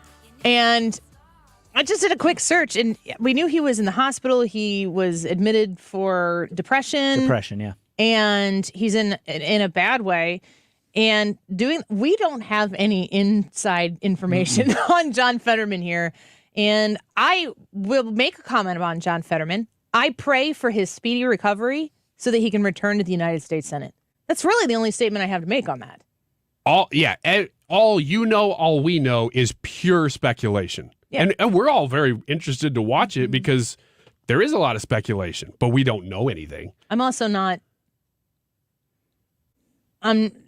If you're looking for me to jump on the bandwagon about where he is and what's being done, I understand those conversations going to be happening. I'm just not going to do it. We're not going to do it here. I know people are going to say, we're not cheering for something bad to happen, but I am not going to use John Fetterman to make a point about the Democratic Party. Mm-mm. The scenario, whatever it might be, the fact that they pushed him through the way they did, I mean, it speaks for itself. You don't need me to add to it. So that's it. That's all I have to say about that. And it has been addressed. There's nothing else you can say because we don't know anything. Pray if you're thinking about John Fetterman, you should be praying for him. I'll say that. If you're a praying person. If you're not, then good vibes. Sorry, Hannah. Today's YouTube live chat poll is: will Trump be the 2024 Republican nominee? Yes or no, Brad? Yes. Ooh, why? Brad, tell us what happened in your mind. Yeah, it seems like that hasn't been where you've. Yeah. Because what I see happening is I see several Republican candidates jumping in, splitting the vote. Donald Trump gets the largest chunk of the vote because those that would coalesce around one other person, their votes will be split. I will remind you that the campaign can go on for a really long time with a lot of people in, and they can drop out right before any votes are cast and still become the vice president. I'm just saying, you could be out there. I mean, remember how high people were on Kamala Harris? Oh, gosh. When she was in the race to be the president. At the very beginning? Everybody was talking about how she was it. She was the chosen one. Yeah, she was definitely pumped up. Except for the voters. That's what I was going to say. She never polled above like 6%. She dropped out at 2% or less before Iowa even occurred, and she was gone. And it was an enormous crash from what was being spoken into existence. The idea that this was the inevitability of the Democratic Party and nomination was that they were going to nominate a woman of color to be the president of the United States. And then she dropped out. And then all of the media was like, this country is just not ready for a person of color and blah, blah, blah. I'm like, it's the Democratic you're primary. talking about Democrats. These are your people. These are your viewers, all three of them. They are saying, no, not Kamala. They're saying, we want the oldest, whitest guy we can find. Yep. And then they are like, all of you other people, women, get out of the race. Gay men, get out of the race. Support this man to be the president. He is really old and white, which is against everything that we stand for. But he'll be a great president. Mm-hmm. He's got a bit of a track record of some racist comments. We'll acknowledge that. Yeah. But I think he's still the guy. Yeah. It's almost as if the Democratic Party said, this is the only guy who can win for us. Mm-hmm. We need the old white guy. Well, lead by example. Don't go there. Don't put that person up to be your representative. It just doesn't. It never makes sense to me. Like, and you have the guy who's doing that coming out and saying that if you don't vote for them, if you don't vote Joe Biden, you're not black. Wow. It's just an amazing turn of events that when called out into the open to be like, what about this? It's so obnoxiously strange. It's hard to even explain it. But Tim Scott on the Republican side of the aisle, who's a black senator from South Carolina, if he even steps into a room where there's supposed to be kind of a bipartisan feel and a conversation about things bigger than party, it becomes only about skin color and only about party. Yeah. Like the guy you chose to represent you is the oldest, whitest guy in the whole mix. And take any one of the random comments, racist comments he's made, even recent, not just his whole career, because you can find tons of them for the last 45 years. But if just during the campaign you take his racist comments and any one of us says something like that, you're canceled immediately by culture. Well, but they elect him president. Yeah, because it's not about what you're saying. It's about what side you're on. It's exactly right. It 1,000% doesn't matter. political and not at all about anything remotely real. It's all political. You get away with stuff because you are the right kind of politician, and because you belong to the right party, you get a pass, because we already know, because you belong to that party, you are a virtuous person. And if you belong to this other party over here, you are not a virtuous person. You are the horrible person. And meanwhile, nobody's talking about education. Nobody's talking about crime. Nobody's talking about taxes or inflation. They're just talking about how the other person is the scourge of the earth. Mm-hmm. I remember grade school. It's exactly the same thing. You're not talking about anything that's important. You're not talking about any issue that's going to make anybody's existence any better. You're just trying to run people down. It's rough grade school. It's, I don't think, unique to my experience. I remember middle school very much being like that. That's the point. Yeah. That's what I'm saying. See, YouTube, live chat poll, will Trump be the 2024 Republican nominee? Hannah, what do you think? I don't think he's going to be the nominee. I think there's too many other candidates that are going to grab Americans' attention, and nope, I just don't think You don't think it's going to be him? I really do believe that there are going to be a lot of people who get in the race to see if they're the one to challenge Trump.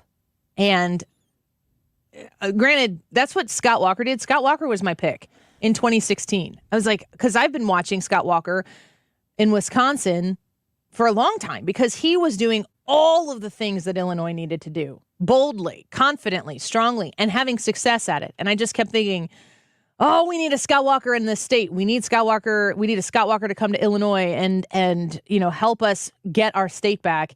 And then he decided to run for president. I'm like, yes, do that for the whole country. That's even better. And he was the first person to step out and be like, we can't, if we're all in here, Donald Trump's going to get the nomination. I understand that.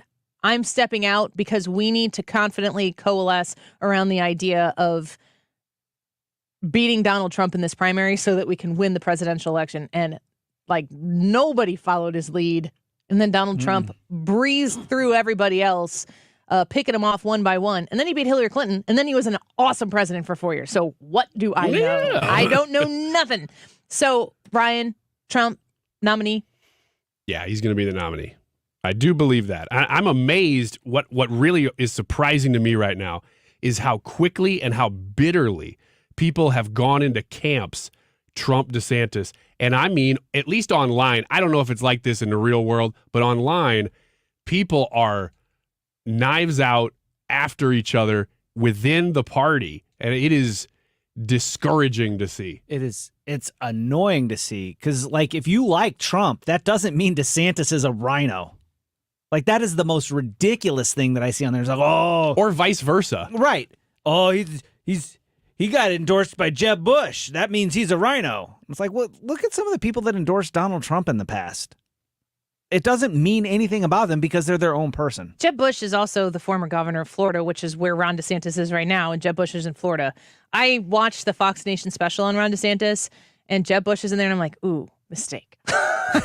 I get it. I understand why, just because Jeb Bush says something doesn't mean that I am going to oppose it. But I also thought that Jeb Bush was one of the funniest people to run for the Republican nomination, and not in the way that Jeb, please clap, was looking to be funny.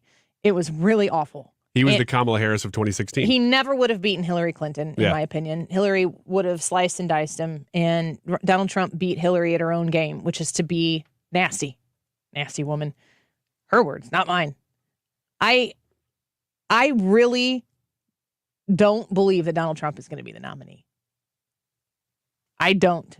And I don't know if that's a heart or a head response, but the only way that he's going to lose, though, is if people do coalesce around one person before the votes start happening. And you don't have to win the first primary or caucus or whatever it is in order to win the nomination. Not many people do. But it does create momentum, and it does the other thing. The most important thing is it creates donations. It creates money that gets your name out, gets the word out. Everybody's talking. I see these polls all the time. Who is where in the polls in the primary? And Donald Trump seems to be leading all of them. If it's just who's the person for the Republican nomination, I see a lot of them that have to do with DeSantis versus Biden. DeSantis beats Biden more than Trump beats Biden. But I've seen most of the recent ones, Trump is beating Biden. Nobody is mentioning the fact that Ron DeSantis is pretty close to Donald Trump, and he's not in the race yet. The fact that Ron DeSantis, as a non-candidate, is that close to Donald Trump, you have to factor in the part where he hasn't come out and said, I want to be the president of the United States of America, and this is why. Anybody who announces is going to get a bump in their polling, because their messaging is out there. You put a ton of money and effort behind your message when you announce. You want it to be a laser sharply focused rollout.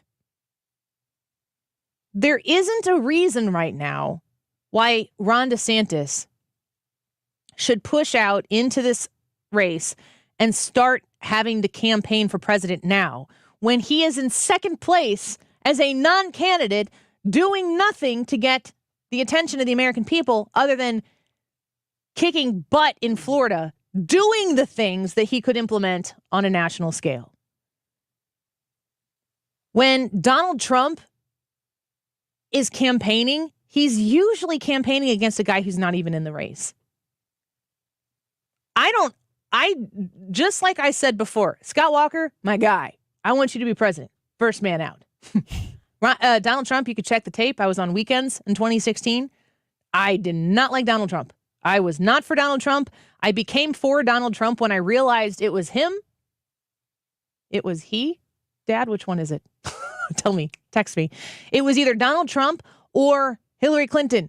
Easy answer here. Who's going to be appointing people to the Supreme Court? Donald Trump or Hillary Clinton? Donald Trump's my guy, and I will even support him vocally leading into this 2016 election, even though that I had criticized him before.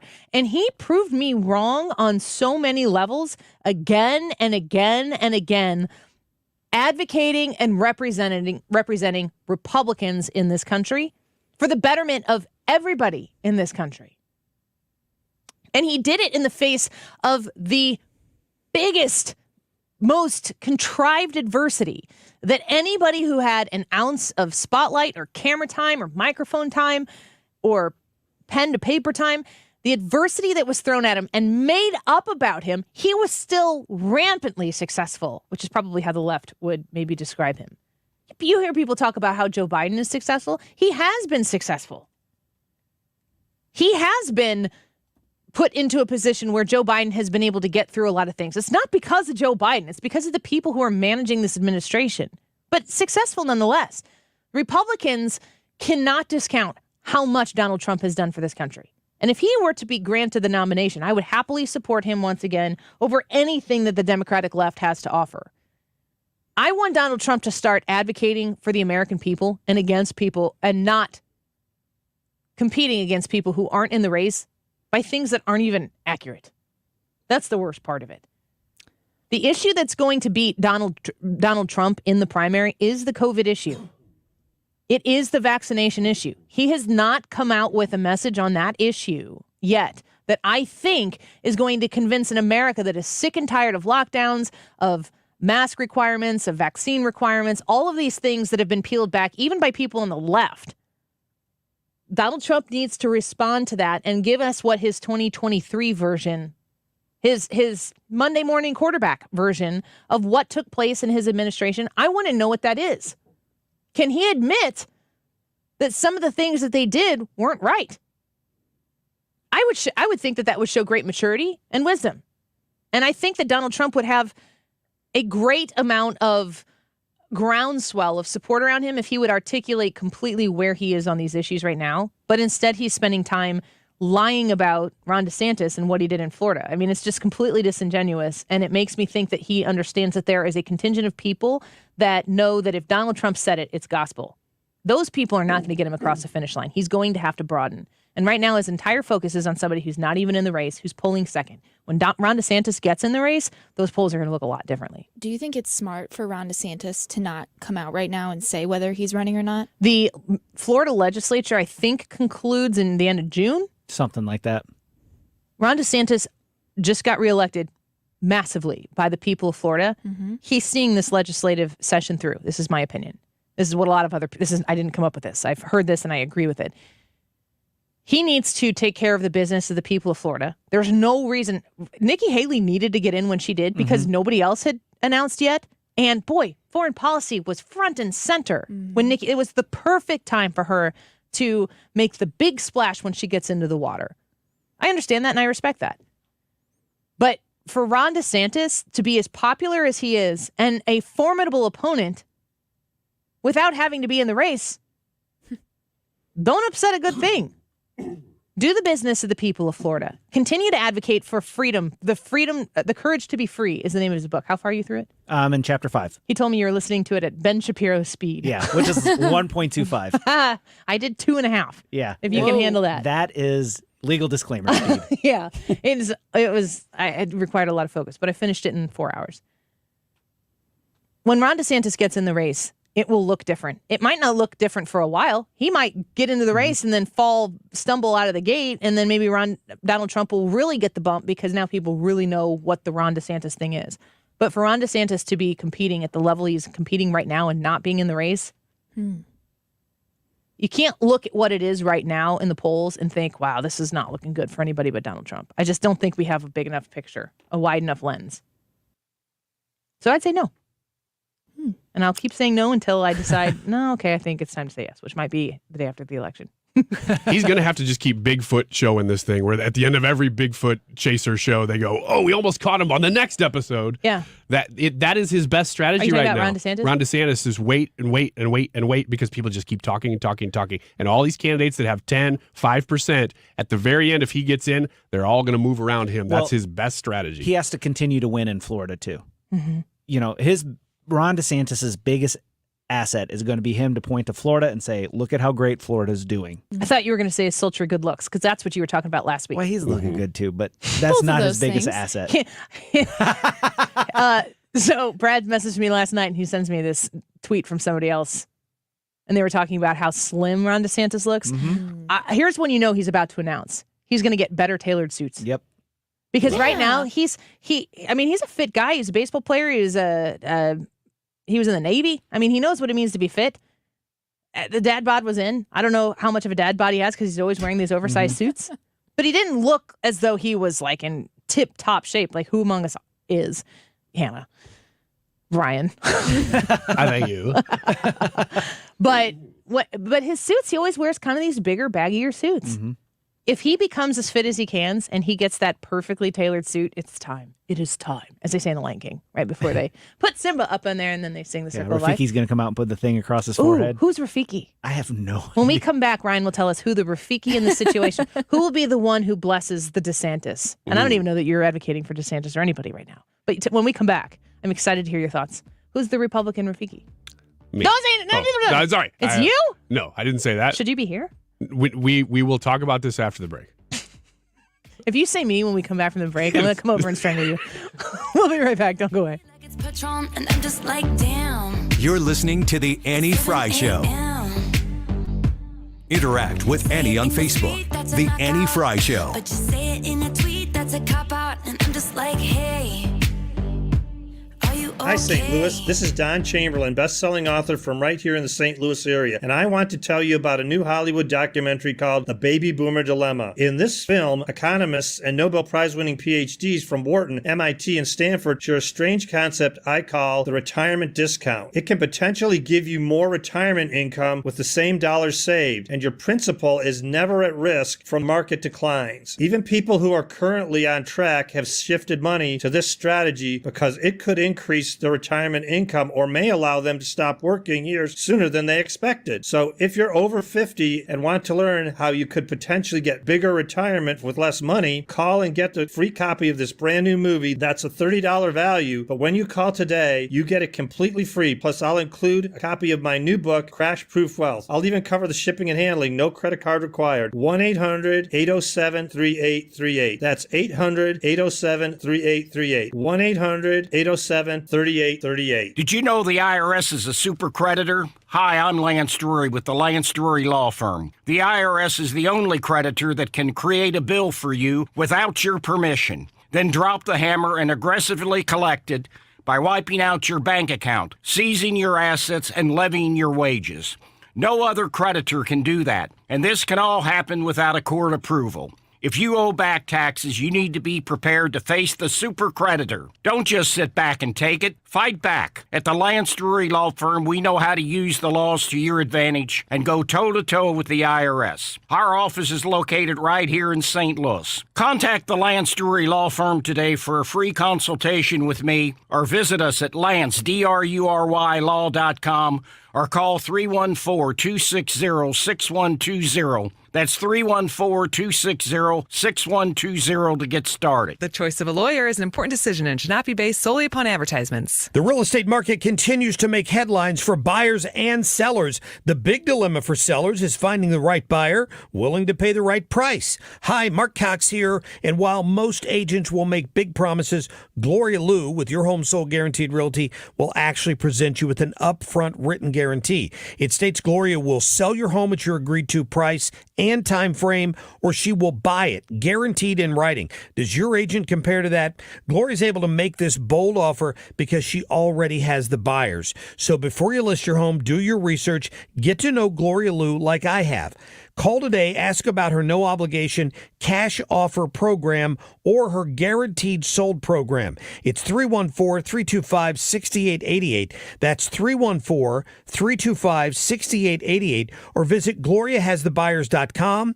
That's GloriaHasTheBuyers.com. Conditions apply. Gloria and the seller must agree on the price and the possession date. Join us at Odyssey as we all do our one thing. Together millions of things for our planet. With warmer spring temperatures, hang your clothes to dry outside instead of using the dryer. When we each share our one thing, it becomes a million things for our planet. What's your one thing? You're listening to the Annie Frey Show live from the Air Comfort Service Heating, Cooling, and Insulation Studio. Air Comfort Service offers insulation services. Did you know 9 out of 10 homes are under-insulated? Increase your energy savings and comfort with better insulation. For details, visit aircomfortservice.com. The Mark Reardon Show. Are you ready? It's time for Fish Fry Fridays, our first stop, a live Reardon Roundtable, and a whole lot more St. Stephen's and Holly Hills Friday afternoon. Come see us. Weekdays from 3 to 6. St. Louis's home for conservative talk. Remember the words you told me, love me till the day I die. Surrender my everything, 'cause you made me believe you're mine. Yeah, you used to call me baby, now you're calling This is the Annie Frey Show. Follow Annie on Twitter at Annie Frey Show. You're pushing, I'm pulling away from you. I give and you take, young blood. See you. You know, people always want to know what we're talking about on the breaks.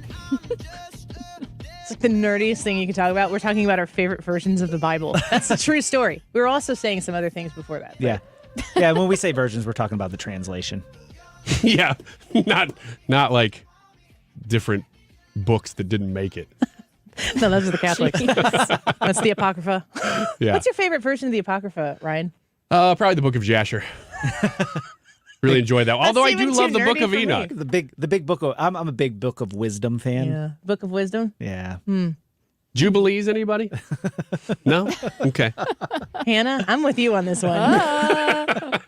YouTube poll, anybody? Yeah, let's do the YouTube poll. I know that much better.